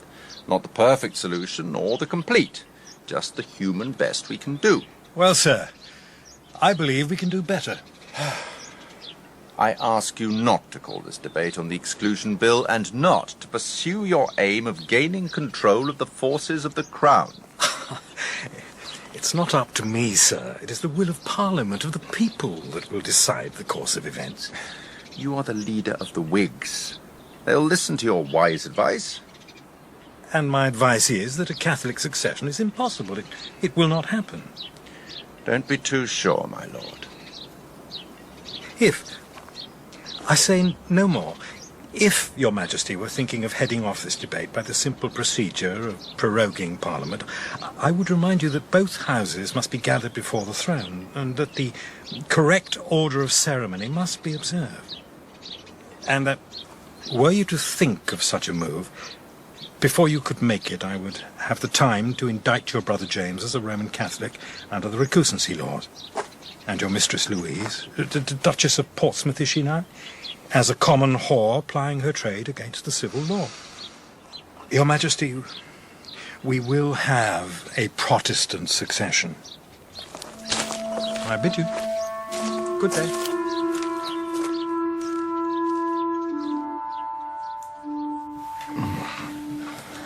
Oxford. It's a charming town, Fabs. You'll like it. But it is not London. You're absolutely right. It is not London, and that at this moment is a great advantage. I agree, however. There are marshes and low airs around the town. And damp at this time of year. I would prefer... Rheumatics and fevers abound, I'm told. Is it really that bad? I fear so. Then why? I have allies there, and I'll feel more comfortable if you're surrounded by our friends. And if you were to fall ill, shall we say? From the marshes and the low air. Quite. Dangerously ill, shall we say, so that your doting Charles will fly to your side. Majesty, should you be here? You're debating the future of the monarchy, Halifax. Where else should I be? I'll watch from cover, like a hunter. Who's also the prey. Is it cut and dried? Well, nothing's done until it's done, Majesty. I'm not the only one who fears a Whig supremacy. A lot of people didn't like Ashley Cooper's threat against your brother and the Duchess of Portsmouth. She's been jeered at in the streets, Halifax, as a French whore. And there are a lot of people in this country who do like what he's done. But they don't sit in the House, and they don't have a vote on this motion. Well, here we go. There are two questions facing us. Can this House vote for an exclusion bill which will ensure a Catholic monarch never takes the throne of this nation, and if so, should we? Lord Shaftesbury has introduced so many changes and bills that it is hard to know where we are. You have no answer, my lord. Then I do. Precedent dictates this House may, good sense dictates that it must. You asked the House to vote for loss of stability, conflict and chaos. I ask the House to vote for the people's will in this matter. We already have the Test Act, which ensures only professing Anglicans may take public office. This is just the next step. Will not chaos at home encourage those very Roman Catholic powers abroad to meddle in our affairs, even invade? Are we to live in fear of what France and Spain might do? Once we are part of a solid Protestant alliance, we will have the power to see off any enemy. And yet, if we pass this bill, will not a host of evil children follow in its wake? The promotion of the Duke of Monmouth, a forced royal divorce. Nothing is certain. We may well look to the Low Countries for a successor. If Orange or Monmouth, then any son of the royal loins. It becomes a free-for-all. For it seems to me that the Duke of Monmouth has no greater claim upon the throne than the children of Barbara, Marquess of Castlemaine. There is evidence clear and plain that the Duke of Monmouth's mother, Mrs. Lucy Walters, was married to the Prince of Wales. Well, Whigs defeated by 33 votes. You made it happen, Halifax. The Tories were scared of allowing the Whigs too much influence. The Whigs were scared of allowing Ashley Cooper and the Green Ribbon faction too much power. They were all scared of chaos at home. So we're holding them in check, at least. They've put the leash on Cooper, but they're still after you. There's the Army-Navy bill to ratify, a royal divorce bill which they will introduce, a Declaration of Rights, a Regency bill excluding James in favour of his daughters. I won't have to ratify any of them. They can't force me. Do you want another war? Whilst Parliament sits, they have the whip hand. But if Parliament were dissolved, I could rule without them. Yeah, but since Parliament has to vote you the money you need, and you can't rule without money, they still have the whip hand. Unless, Halifax, I can both find the money and somehow dissolve Parliament. Even Solomon couldn't do that. I have to go to Oxford. What? It is not a good time to be away. Where does Parliament's power reside? Well, obviously, in the members of the Commons and Lords. And not in the building. They can sit anywhere. Please convey to the loyal members of both houses my deep respects and ask them to shift their seats to Oxford, where the King has been urgently called because his beloved Mistress Louise is dangerously ill. And tell them he'll ratify the Army-Navy Bill. You know the form. Just get them there. I'll try. They won't like it. Tell them I am minded to listen to all their concerns and, as far as possible, make them content. All? Are you sure? I'm sure. Oh, and tell them we meet in the Sheldonian, where I will open my mind to them. It'll be crowded. They won't like that either.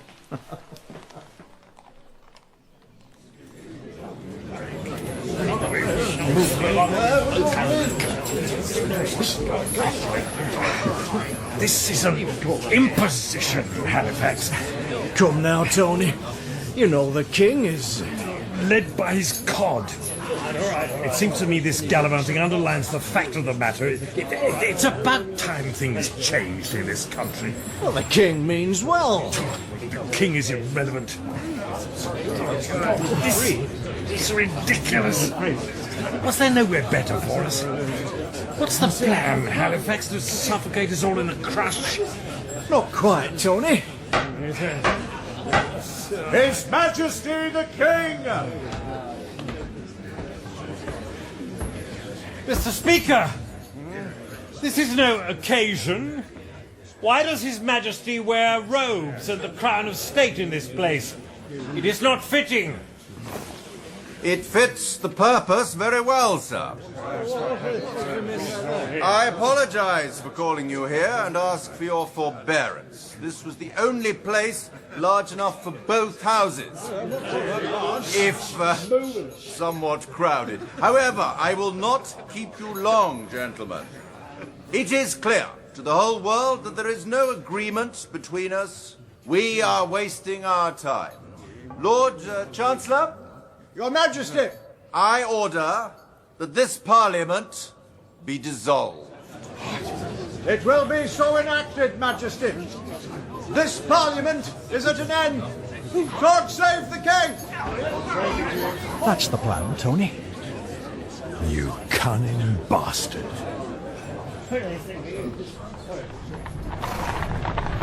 It is done? It is done. Parliament dissolved with no warning and no time to move against me. No exclusion bill, no militia bill, no Bill of Rights.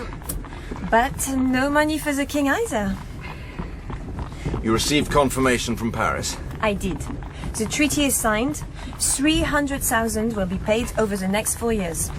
There will be no English alliances with the Low Countries. Not for the next 4 years. You may tell Louis that France is free to exercise her foreign policy in the Low Countries as she wishes.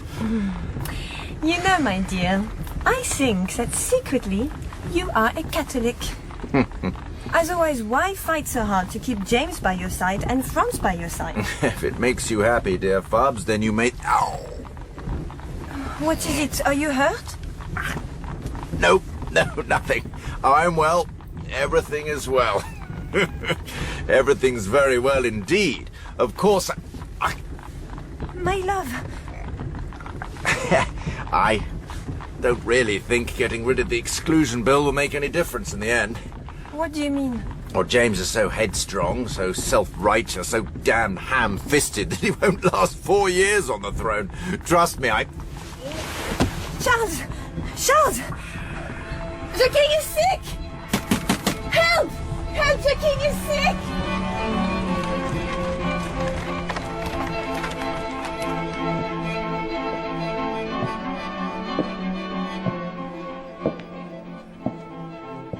I didn't die of it.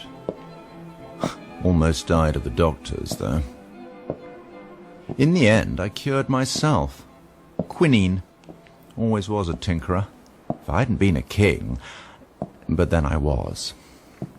And oddly, whilst before my illness, after, it was all different. Maybe they thought about what they might get instead. After all, I was never a great king, maybe not even a very good king, but I was simply the best king they had to hand. Ashley Cooper and his allies didn't like it one little bit, and though he was never directly connected with the Rye House plotters, it was enough to finish his influence. They liked me. The people had grown fond of their old Rowley. So had Old Death. It came back, the illness. I knew it would. A few good years, and then the bloody doctors again. And then, one night, a week or two ago, as I lay on my bed of sickness...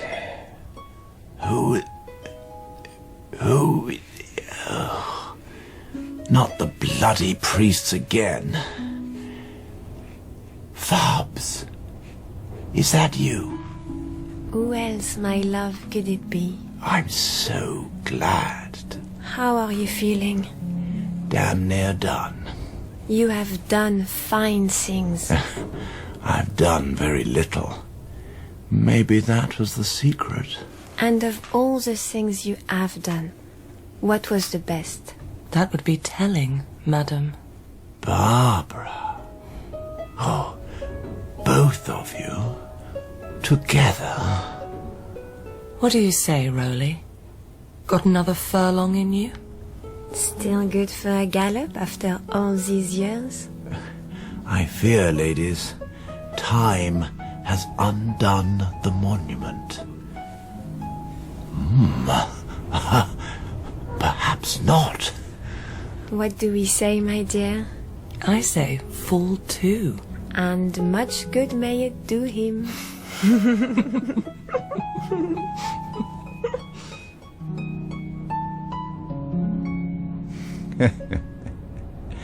So, now we come to it.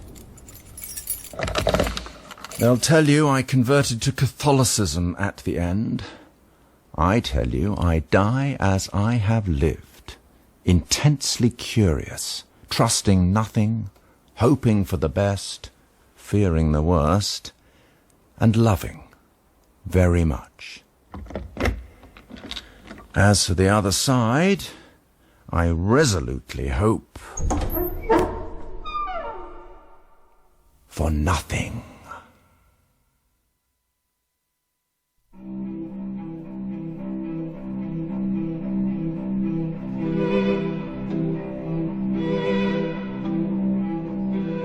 In The Long Lease of Pleasant Days by Mike Walker, Charles II was played by Pip Torrens, James by James Fleet, Anthony Ashley Cooper, Ken Bones, and Halifax by Clive Haywood. Louise was Olivia Ross, Monmouth, Alex Waldman, Barbara, Stephanie Racine, Titus Oates, Matthew Watson, and Catherine was Elaine Claxton. Other parts were played by David Cann, Damien Lynch, Michael Burtonshaw, and Mark Edel Hunt. The directors were Mark Beebe and Sasha Yevtushenko.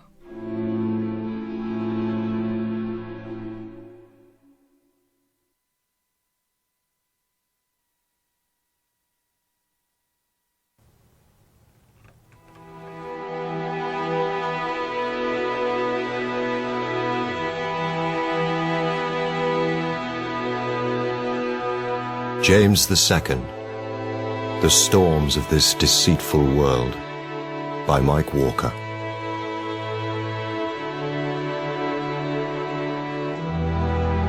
A wise man once told me that in this world it is best if one knows everything or nothing.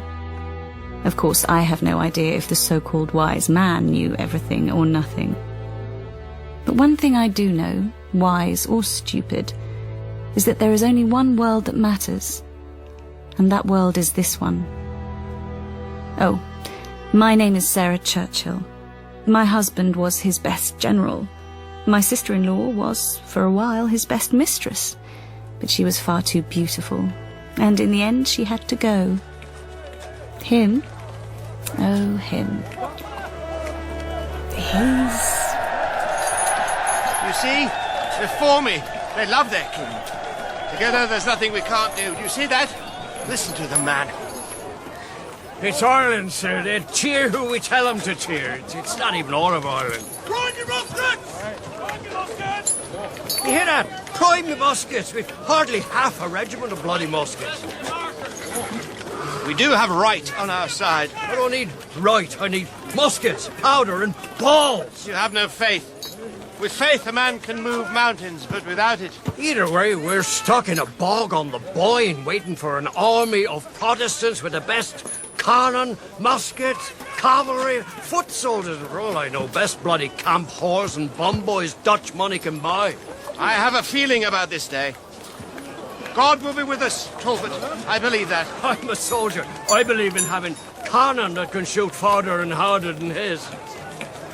There he is! There's your man, William of bloody Orange, King of England, Scotland, Wales. That's not true. Well, he's the one with a crown on his head. My crown. So, sir, with all respect, why in hell's name did you give it to that Dutch gobshite? God, I hate that bloody tune. And maybe it's time to take it back. What, sir? Maybe it's time to take it back, the crown. Then we advance now before he has time to settle his troops. Are you sure that our men are... Should they have a chance for confession, to pray for forgiveness? If we go, we must go now before he's ready. He'll expect you to wait to give him time. They have to act with honour, Dick. Do you see that? He's a bloody Protestant.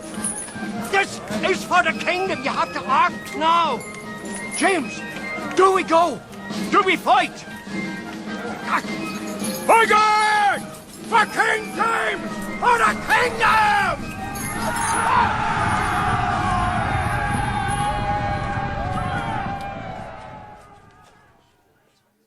For God, for King James, and for the kingdom. God save the king! God save the king! God save the king! Richard Talbot, Earl of Tyrconnell. How does a man become a leader? How does a leader recognize the moment? Does he make it or follow it? I knew him. I was his man. I am his man to this day. I was there on that day when everything was his for the taking. I thank you for all your kindness over these difficult days. The death of a king, the accession of a new king. I know many of you have concerns about a Catholic monarch on an Anglican throne, so let us not turn away from this question. I owe the people of this country the truth of the matter. I am a Catholic, and I believe I am known as an honest man. And I say here before these two houses that I will preserve the government in church and state as it is now by law established. And in return for this stability that will encourage trade both at home and in the American dominions of this nation, the Lords and Commons have agreed the finances for the royal household. The functions of state and the defence of the realm shall be set and inviolate from this time and for the foreseeable future. If I may say, sir, a great speech. You may say it's Sunderland, since I believe you wrote it for His Majesty. Huh? Oh, by God, he did, Churchill. Look at his face. He blushes. All rare to see it. Sunderland blushes. I think it caught the spirit of the times. Very much so. Never was a voyage more favourably embarked upon. Or so richly provisioned with a crew so biddable. Parliament knows His Majesty will steer the ship of state. The state knows it needs peace to get rich, and the Tories are up and the Whigs are down. Down, but the bastards are not out. Am I correct? They'll be back, that's for sure. At this time, we'll be waiting for them.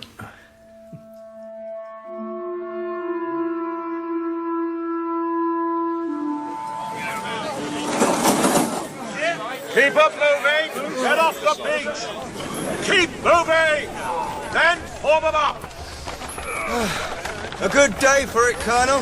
The sea's been kind enough and the weather's fine, but I'd like to be well inland by dark. We'll need to throw out a perimeter. We don't want anyone to spoil our entrance. If anyone does, it's the last thing he'll ever do. We need surprise if we're going to pull this off. Trust me, Colonel, we will. We all trust you, sir. That's why we're here. And keep the men in order. No looting, no theft. They've not been paid in a while. They've everything to hope for. And we must keep the locals sweet. We're going to need their support. Will we get it? That's the thing. Will they come over to us? Oh, they love me, the people. The ordinary folk. They always did. That's why my uncle is going to be crapping himself when he hears that Monmouth is back. Sunderland, Chancellor. In a way, the whole Monmouth business was the greatest success James ever had, and the very worst thing that could happen to him at the beginning of his reign. How many? So far, 4,000. That's an estimate, but a good one. He's pulling in a lot of Commonwealth men, the good old cause and all that. It's how they are in the West Country. It's like another century. And the North? How are they there? Whigs to a man. If they don't remember the war, their fathers do. They'll risk a lot for political power, but not profit. They're making money. They'll save making war for another time. Trade conquers all, except the boy Monmouth. Our people tell me he's printed posters saying you killed your brother to get the throne and imposed the Roman Catholic faith on this fair land, and so on. He never really grew up, you know. Charles always was too easy with him. So now it's our problem. Is it a problem? 4,000 rebels is always a problem. Yes, we can deal with it. The real question is it a problem we can turn to our advantage? Sunderland says we must strike hard and fast. That, my dear Jimmy, is why you have my clever husband. Monmouth is gathering support as he goes. Oh, come on. It's not the end of the world. Monmouth is a pretty young man with pretty manners and pretty much no common sense at all. John will soon settle the whole business and we can all get back to doing what we do best. Yes. Politics as usual. Oh, Jimmy. You know, it's a serious business, this ruling. I don't want to get it wrong. I really don't. But then you always try so hard to get it right. I'm not Charles. He'd take a punt at something or other, and if it didn't work, he'd say, oh, that's what I wanted anyway. And somehow he made people believe him. He made them like him. That's not me. You were the little boy who could never tell a lie. I want more than anything else in the world to be a good man, to do good things, to be a good king. Isn't that an interesting question? Is a good man able to be a good king? Will you help me to be that? I am your loyal subject, you know it. Will you and John kneel beside me in worship before our Lord, that together we might be shown the path? The path to Rome? You're an intelligent woman. You must realize it's the only true religion, the only true way. James, Jimmy, my dear, dear man, and you are dear to me. You were a lovely father to your girls. You were always kind to me as a child. But the only way Rome goes is to the end of days. I don't believe that, Sarah. If I did, I would hand back the crown tonight and spend the rest of my life in a monastery. I believe God has a task for me, to bring this nation back to him. What? Tell me. Then maybe you should hand the crown back tonight. It would save everyone time and a lot of heartache. He so wanted to be wise as Solomon, and he ended up as dismal Jimmy. No sense of humour, never could laugh at anything, never could let it go. Everything had to be agonised over. In many ways, as a man, Monmouth might have been a better bet. As a general, of course, he was as much use as a pile of horse shite at a formal dinner. They need to move faster. We have to surround the town by first light. It's the element of surprise.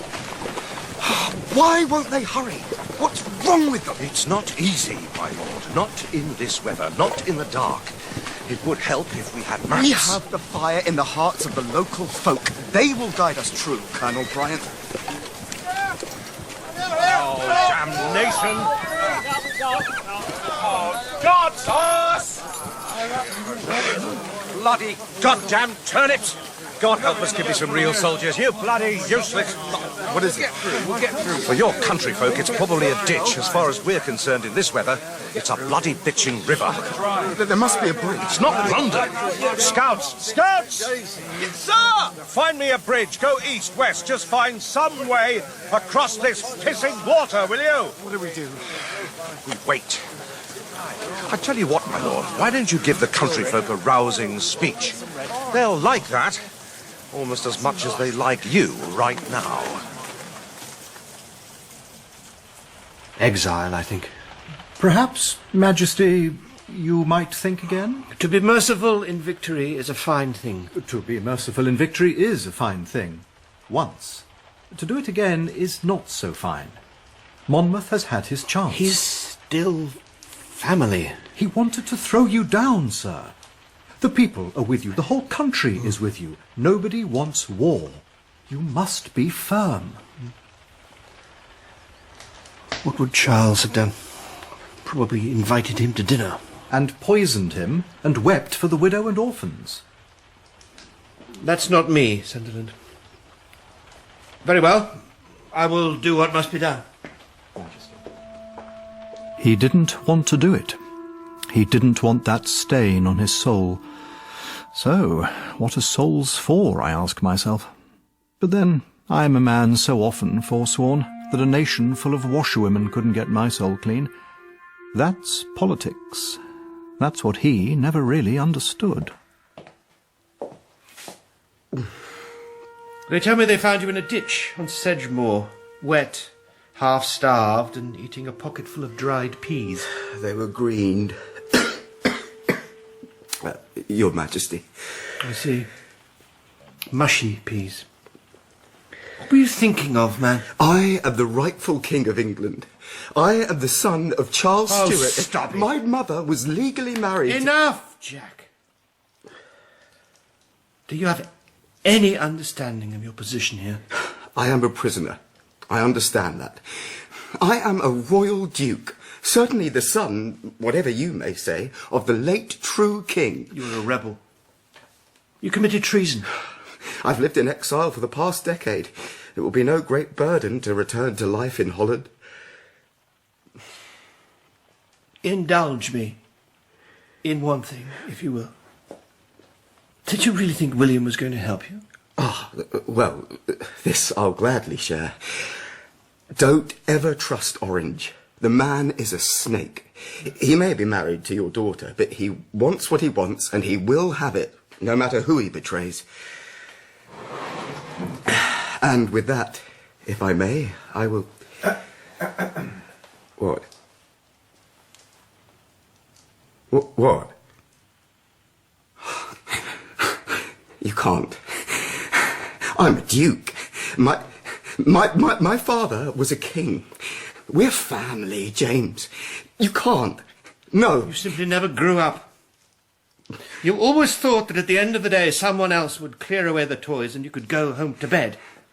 Did you really think you could get away with saying I murdered my brother? For God's sake. In a way, you've done me a favour.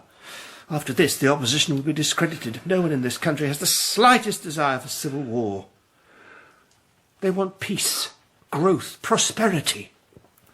They want King James, and long may he rule. But, Uncle, Your Majesty, I can't die. I can't. I just can't.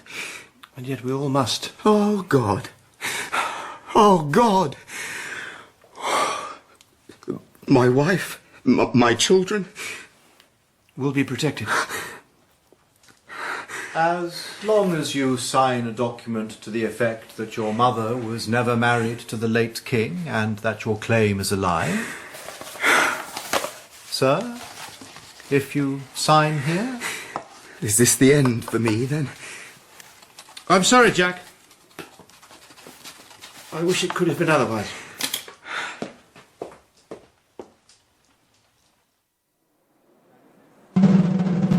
God accept your repentance. God God accept your imperfect repentance. Any last words, my lord? I have only 10. God protect my family, and God protect the Protestant religion. Headsman, do not hack me. That's 15. Oh, God. Oh, God, help me. Oh, God, help me. Hold him! Bloody hold him, someone! Keep him still!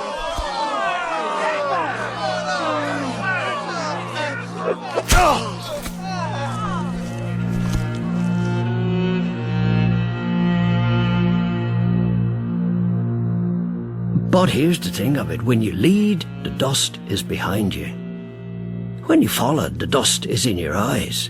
And seeing nothing clear, you may begin to think that, in fact, after all, you lead. He is the best man I know, the truest man. He never willingly did a mean or a bad thing. He wanted so much to lead his people into prosperity and the true faith. It was always there in his heart and in his mind, a nation united under God and the old religion. That is what we worked for, and God blessed us in our work. So we believed. But in the end, perhaps he just tested us.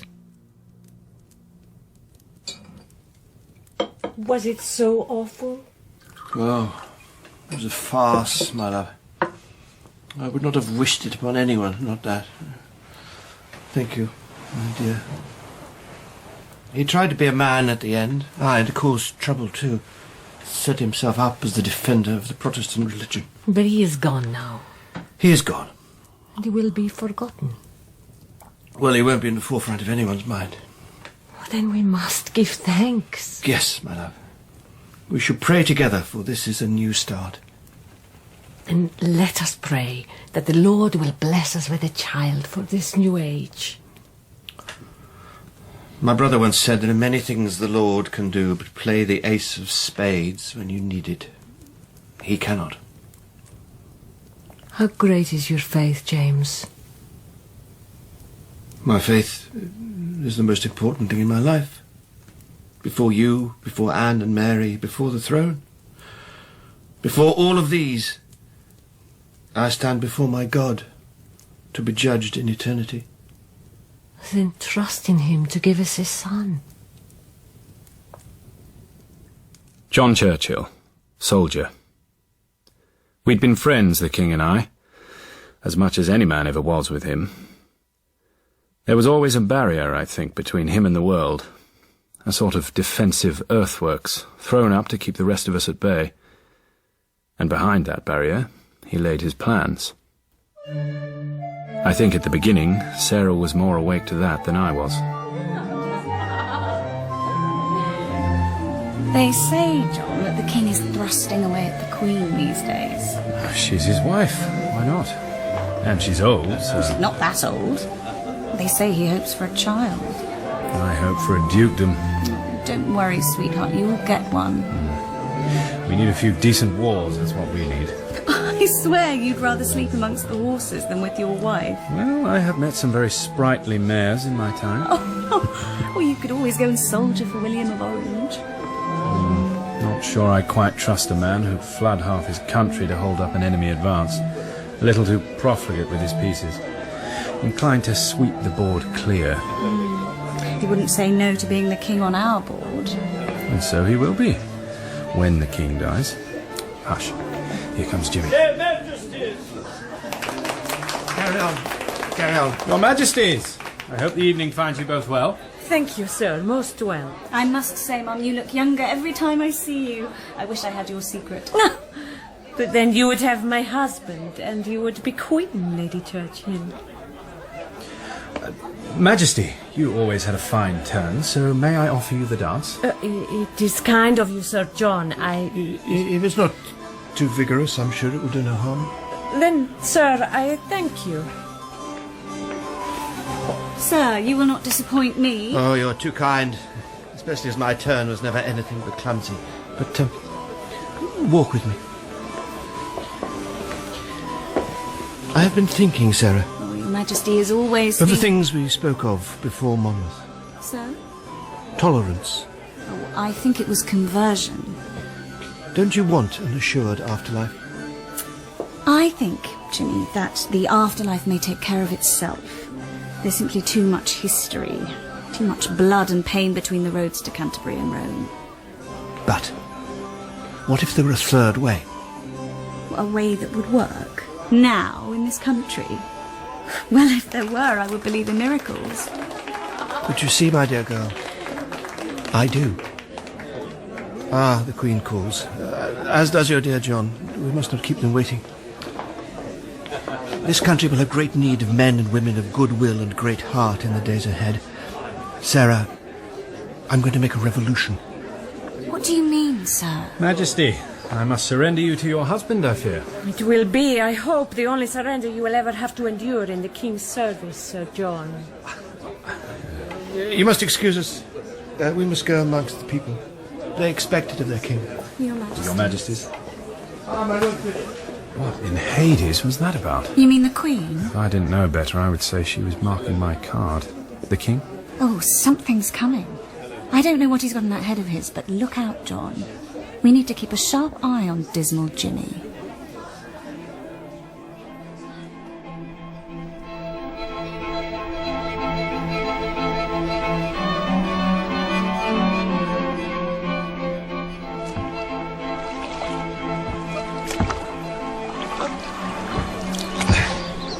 Well, the ex-High Admiral rose the Admiral's son. We were both bred to the water, Mr. Penn. A better, cleaner, clearer world than the land, I'd say. You can more easily judge a man's worth at sea. And not be overheard. You like my park? It's very fine. But rather small, to my eye. I dare say you are used to a longer view over there in the Americas. Well, somewhat, sir. 45,000 square miles at the last count. Give or take a mile or two. Yeah. A man might look to a wider horizon, I think. I hope so. Whether he be Quaker or Catholic, Protestant or Anglican. We Quakers believe, sir, that we owe our conscience to no mortal man. Though we are very sensible that we owe our land to the King of England.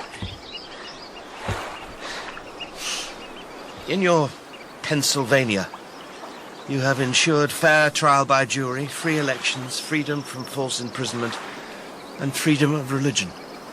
Yes, all of those. I have been praying and reflecting deeply on this and other things. I ask, and I wait and listen. And that's the very thing, sir. God does speak to us, but in a still, small voice. And we must make ourselves open to it. Mr. Penn, you have made a place in which any man, woman or child is free to believe as God moves them, where each may worship without fear. That indeed is something to have done. I think so, sir. With God's help. You wish to do the same? I do. A whole nation? Can it be done? What do you think, Penn? You've been closer to it than any other man. I don't know if it can be done, sir, but by God, it must be tried. It would be a glorious revolution in the way mankind lives on this planet. A glorious revolution, gentlemen. A glorious revolution. Yeah. Glorious indeed, sir. Complete religious toleration. A declaration of indulgence. Repeal of the Test Act. Obviously so, Dick. If there are certain jobs that remain closed to people of ability because of their beliefs, then it's a waste of talent. It's frankly not fair. Neither is life, sir. The rich man at his table, the poor man at the gate, and all that. But don't you see the difference here? Frankly, no, I don't. We are all equal before God. Oliver Cromwell could have said that. But he would never have said that all forms of worship are equal. Then, with respect, why does not His Majesty this instant convert to the Anglican faith and save himself an awful lot of trouble? Because, John, though I believe in my deepest heart in the authority of the Pope, I do not hold that in this life it would make me a worse baker or soldier than you. That is down to ability and application. Nor do I believe that a dissenter or a Catholic would be a better or worse man for his beliefs. That is down to God. They're not going to like it. Who isn't? Everyone. The bishops, for a start.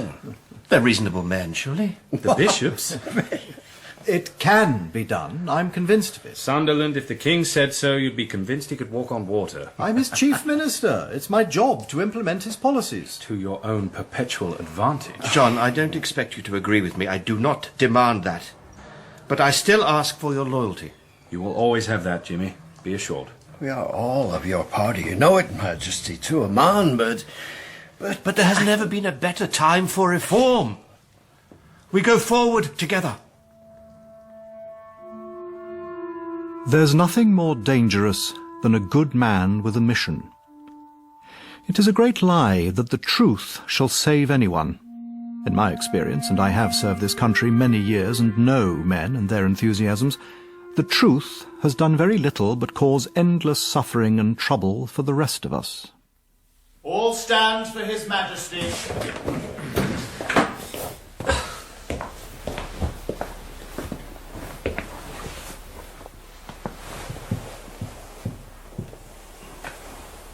Be seated. I have called this extraordinary council because these are extraordinary times. I have drawn up a declaration for the liberty of conscience, to establish liberty of conscience on such just and equal foundation as will render it unalterable and secure to all people the free exercise of their religion forever. And that an order shall be made in council that this declaration shall be read from every pulpit in the land for 4 Sundays in succession. No.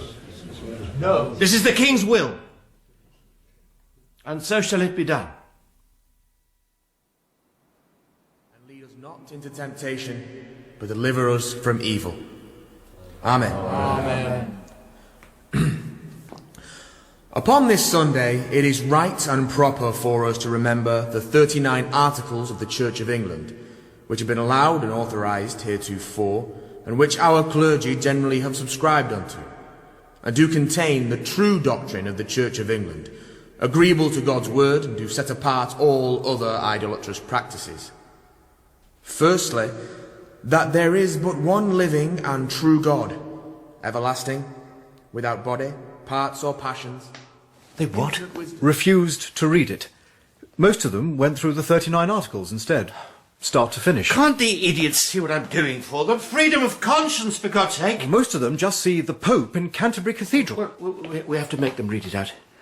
Get the bishops to issue a direct fiat to each and every priest in the country. Ah, well, there is a problem there, sir. Which is what? The bishops. They're here. Here? What do you mean? In the palace. They request an audience. Oh, that's good. Send them in. Send them in, man, at once. Don't keep them waiting. Send in the bishops.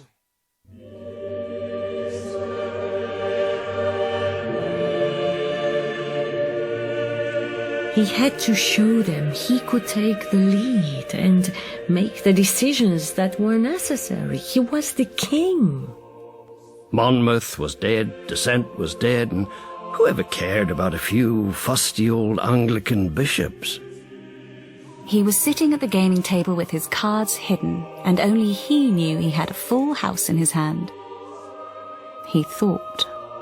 General Monk, that wily old soldier who invited Charles back to England, once said, if you do not learn from the mistakes of history, you'll simply make them all over again. And what does history tell us? England's religion is like a man's privates. Leave them alone, and there's no problem. But once try and mess with them, and there's going to be trouble. Frankly, never piss off the bishops. Majesty, We thank you for seeing us so promptly. Not at all, my lords. Please, all of you, sit. Or, And for hearing our petition so readily, sir. Petition? What petition? Against the reading of this pernicious doctrine of freedom of conscience, sir. It cannot be done, Majesty. The Anglican Church is the established religion of the country, and, what is more, you swore before both Houses of Parliament, and surely I don't need to remind you of your very words, sir. No, it would be a very good idea not to do that, Bishop. Carry on. My fellow prelates, and, well, simply, we will not allow it. And I say you will allow it, Bishop. In all conscience, sir, we will not. Is there any chance at all that we might mean the same thing by the word conscience? By that? No, I don't think there is, Bishop. However... Sire, I beg you, listen. We have peace, prosperity, content.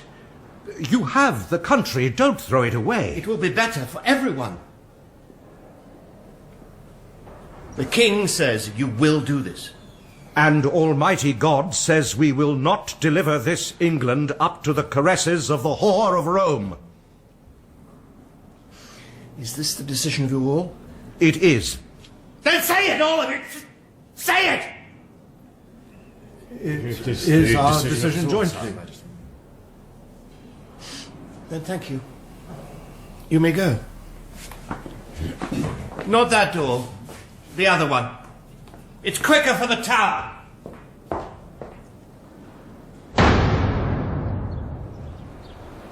A good scare, certainly, Majesty, but now I think release and perhaps... Perhaps nothing, Sunderland. This is a lesson they need to learn. The king may be reasonable, but the king still rules in this country. I'm sure they'll listen. I want them tried. The charge? Seditious libel. Of course, if you wish it. But Majesty, I have to say you are taking a big chance. My brother was a gambler. I am not. The people may not see it your way. Oh, come on, man. It's plain common sense. I'm freeing them from the dictatorship of bishops and priests. Besides, they will soon have something else to cheer. All of you will. Sir? Tonight, Sunderland. Tonight.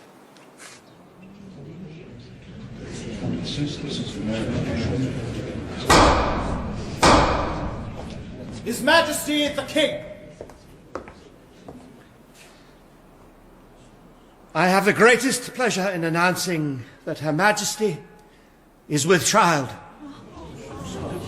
God save the King!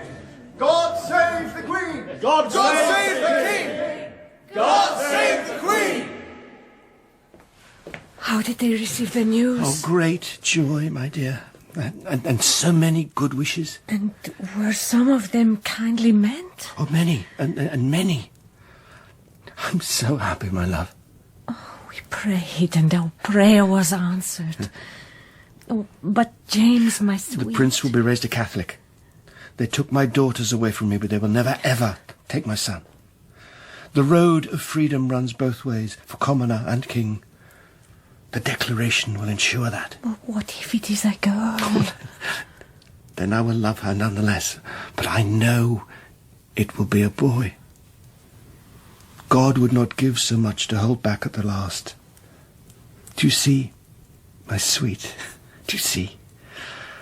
Our son will come to the throne of Britain, and a Catholic succession will be assured.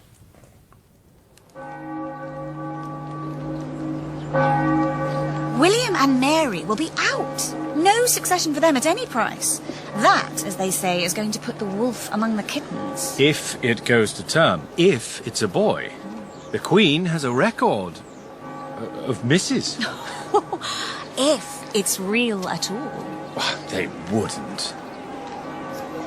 Would they? I would. For the succession. For that, I'd do anything at all.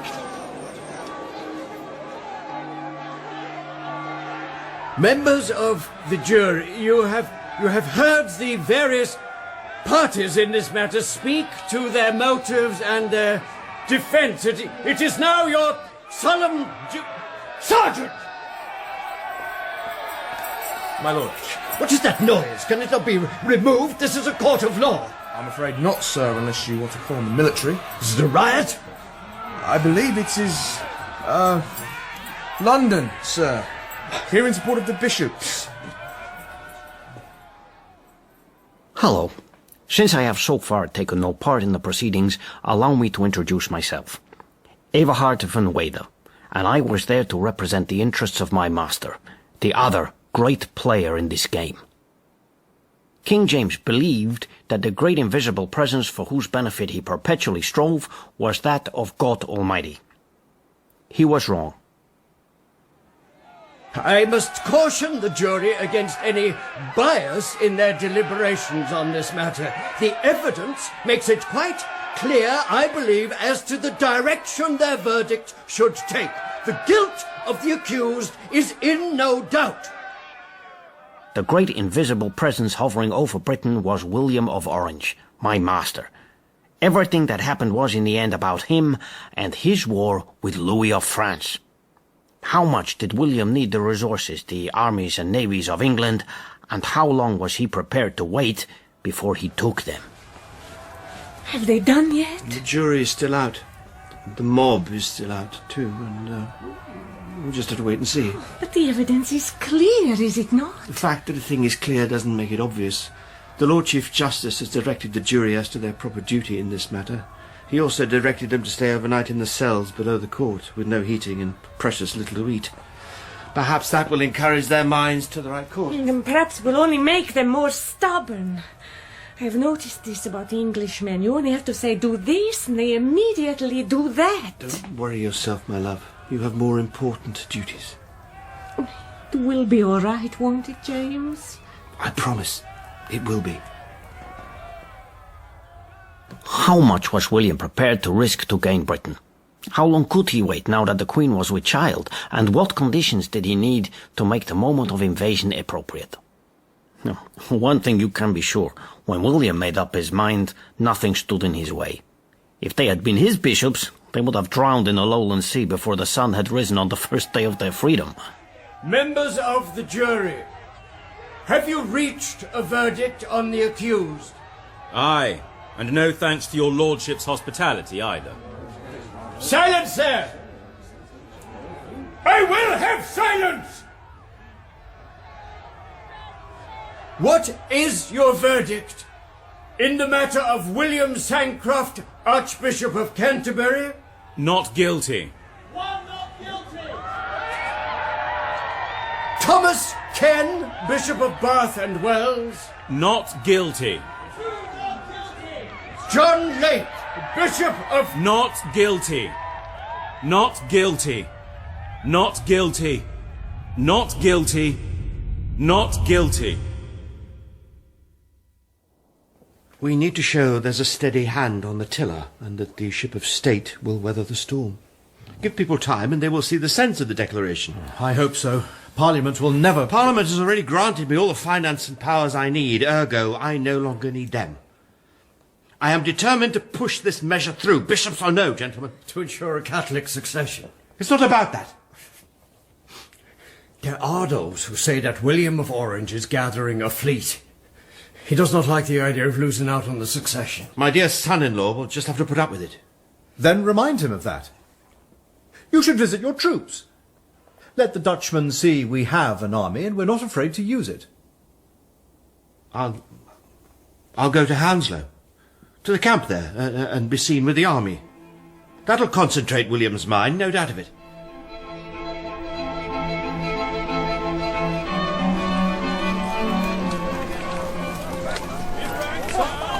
Oh, it's good to be away from the court, John. I'm sure it is, sir.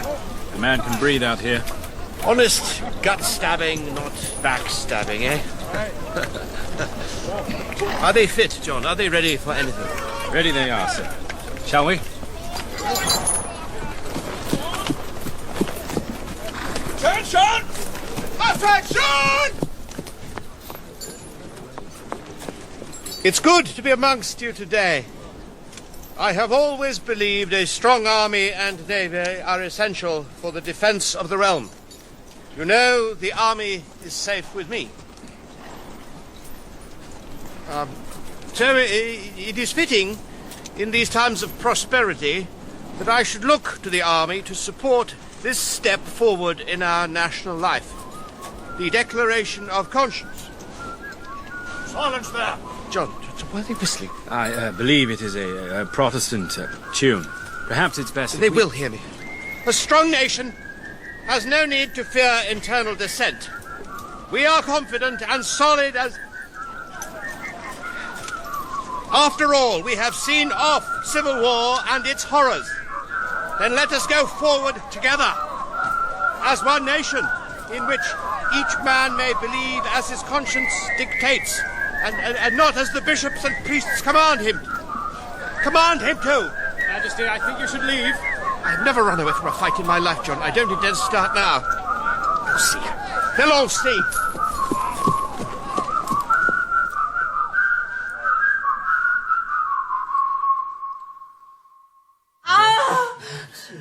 Please, ladies and gentlemen, please, give Her Majesty some space, some air. Push, Majesty, if I may suggest. Push harder. Now, Majesty, now. It comes.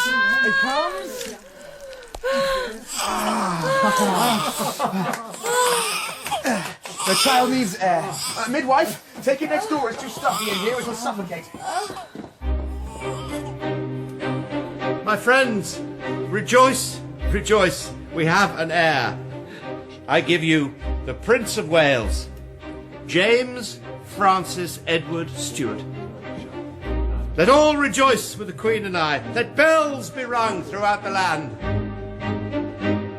If there was a moment when the balance of power shifted irretrievably, then the birth of a living heir was it.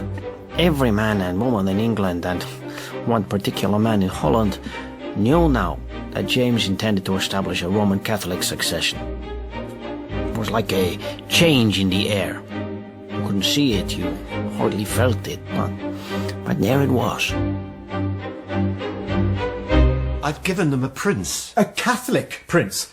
And it would have helped, sir, if you hadn't asked the Pope to be his godfather. Don't tell me what I've done, tell me what I need to do. I want my people back, Sunderland. I don't know, sir. You could call Parliament, pledge your loyalty to the nation, the 39 Articles of the Anglican Church and the Test Act. Promise to educate the Prince as an Anglican. No, it's not going to happen. They took my daughters, they will not take my son. Why don't they trust me? A Jesuit confessor? Catholics here, there and everywhere, in the law, the army, the universities, 1,000 years of the papacy, and I'm not my brother. They liked your brother, sir. They felt he was a man they could have a drink with, share a lump of bread and cheese. Oh, it's a story. I was there when we invented it. Old oak, solid oak, old Rowley, mug of ale, Darby and Joan at the well with good King Charles. We made it up. We sold them a story. A story they wanted to hear. Not a tract on freedom of conscience, sir.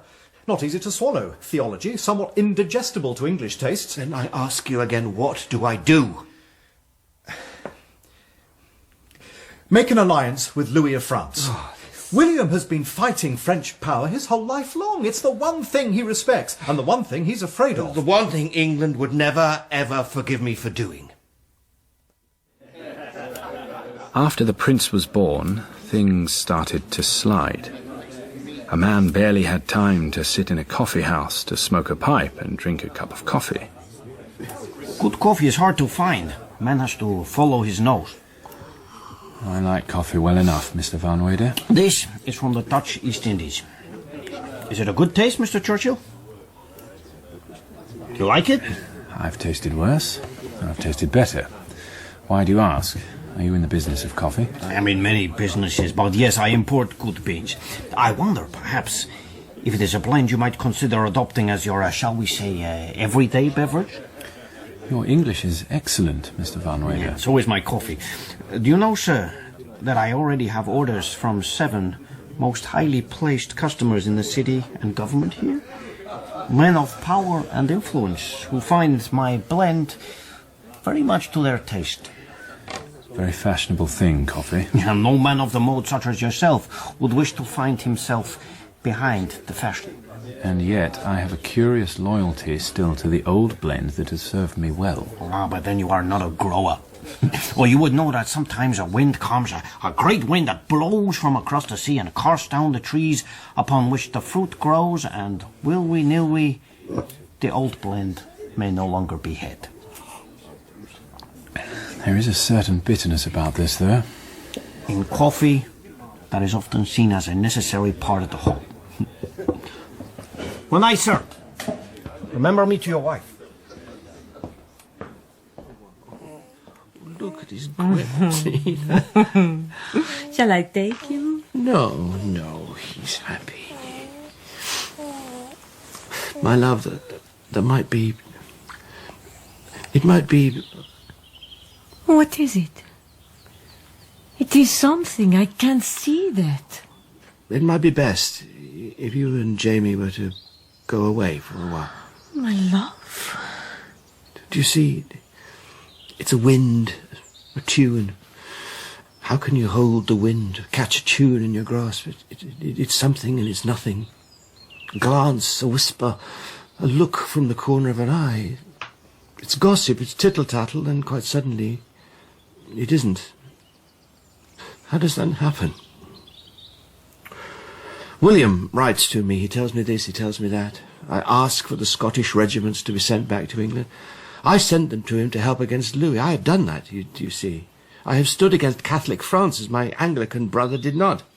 I have made this nation wealthy. I have lost it all. How can you say that? You are the king. Yes, I am the king and I am nothing. It's as if the world is slowly turning on its side and everything is sliding off it. And I cannot stop it. I can't even see how to stop it. Maria, take our son. Be safe.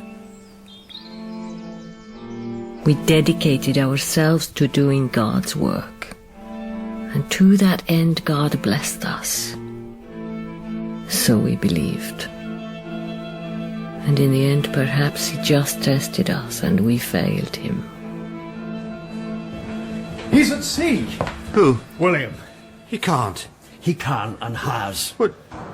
It's invasion, then? Well, he says he's been invited. It's not a bloody picnic. He has a list of names. Half the Privy Council, the bishops, law, business, most of the House of Lords, a lot of the Commons. Has the fleet put to sea? Not under Admiral Strickland. Roman Catholic celebrates Mass on board ship, almost caused a mutiny. Well, find me a Protestant admiral they will follow. And get me John Churchill. He's a friend. He'll deal with a bloody Dutchman. I never did like that fellow, you know. Can't trust a man with short legs. Pity you married your daughter to him then. Where will he land?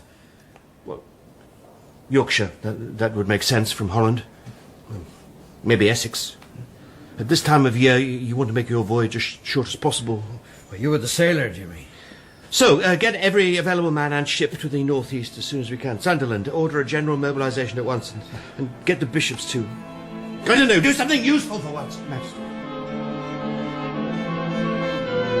He thought he was still making decisions, leading. He was wrong. He was well behind the court by then, and the dust was in his eyes, and there was nothing to be done in England. I went to Ireland. There, at least, was still hope, I believed. Torbay? Devon? So it seems. That's impossible. He shouldn't have... It...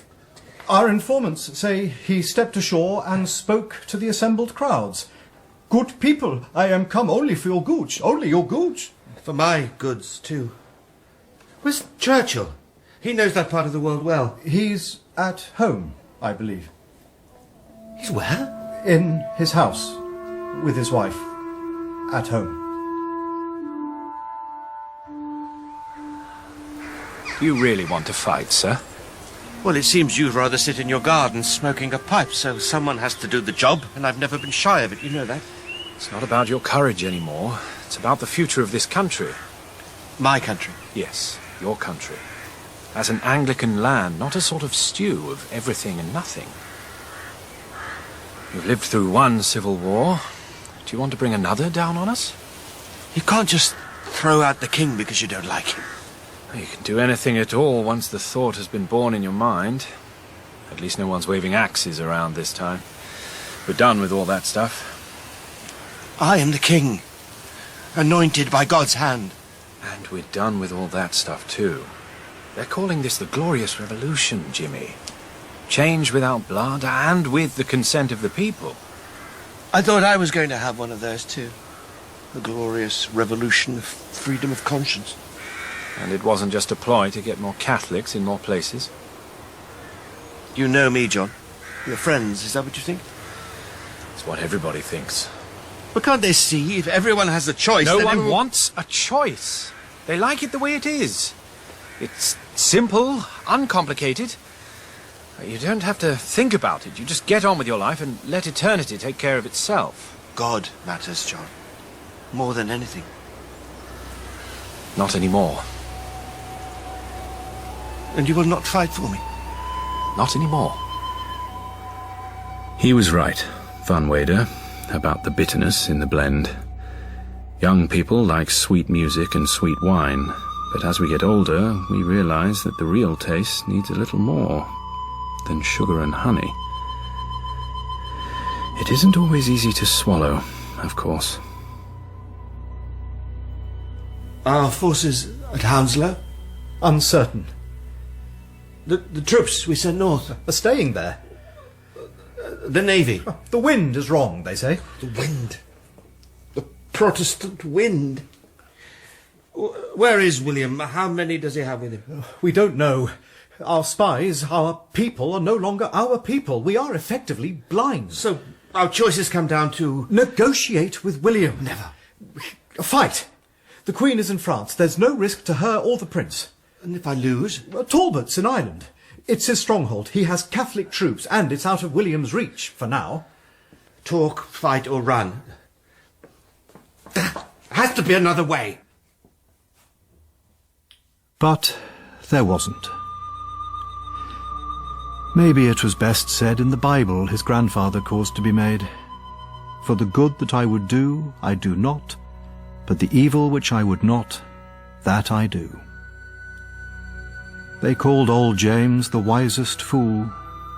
For young James, I think, they could simply have left out the wisdom. He so wanted to be Solomon, but he ended up dismal Jimmy on the banks of the River Boyne, waiting for King William's army to trample his hopes into the Irish mud. What's happening? What are they doing, Talbot? Shooting the wounded, I'd say. Or wounded. They didn't have many. It's wrong. It's not fair. I'll come back, you see. France will give me more men, ships. I'll make a new armada. We'll bring cannon, mercenaries, yes, and William will pay. I'll make him kneel and beg. Beg. We should be moving on, sir. Their scouts will be getting close. You must not take me, yes. Yes, we must go. We must prepare. We must ask God. James, they don't want to capture you. You'd only be an embarrassment to William. He doesn't want you. He'd have to let you go. What do you mean? You don't matter anymore. Not to William. Not to France. Not to Britain. Not to history. Not to anyone. It's over. No. It can't be. I am the king. I am the king. I am the king!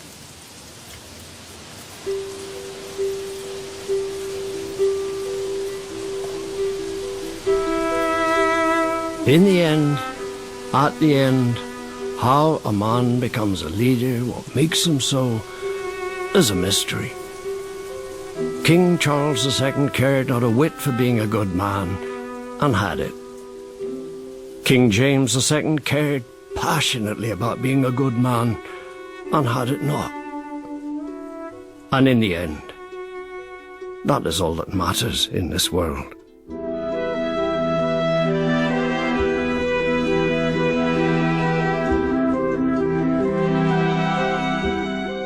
The Storms of This Deceitful World by Mike Walker, James II was played by James Fleet, Sunderland by Clive Haywood, Talbot, Michael Burtonshaw, and Churchill by Michael Shelford. Sarah Churchill was Jamie Barbakoff, Maria, Jane Slavin, Van Vader, Nicholas Murchie, and the Bishop was David Cann. Other parts were played by Damien Lynch, Mark Edelhunt, and Matthew Watson. The directors were Mark Beebe and Sasha Yevtushenko.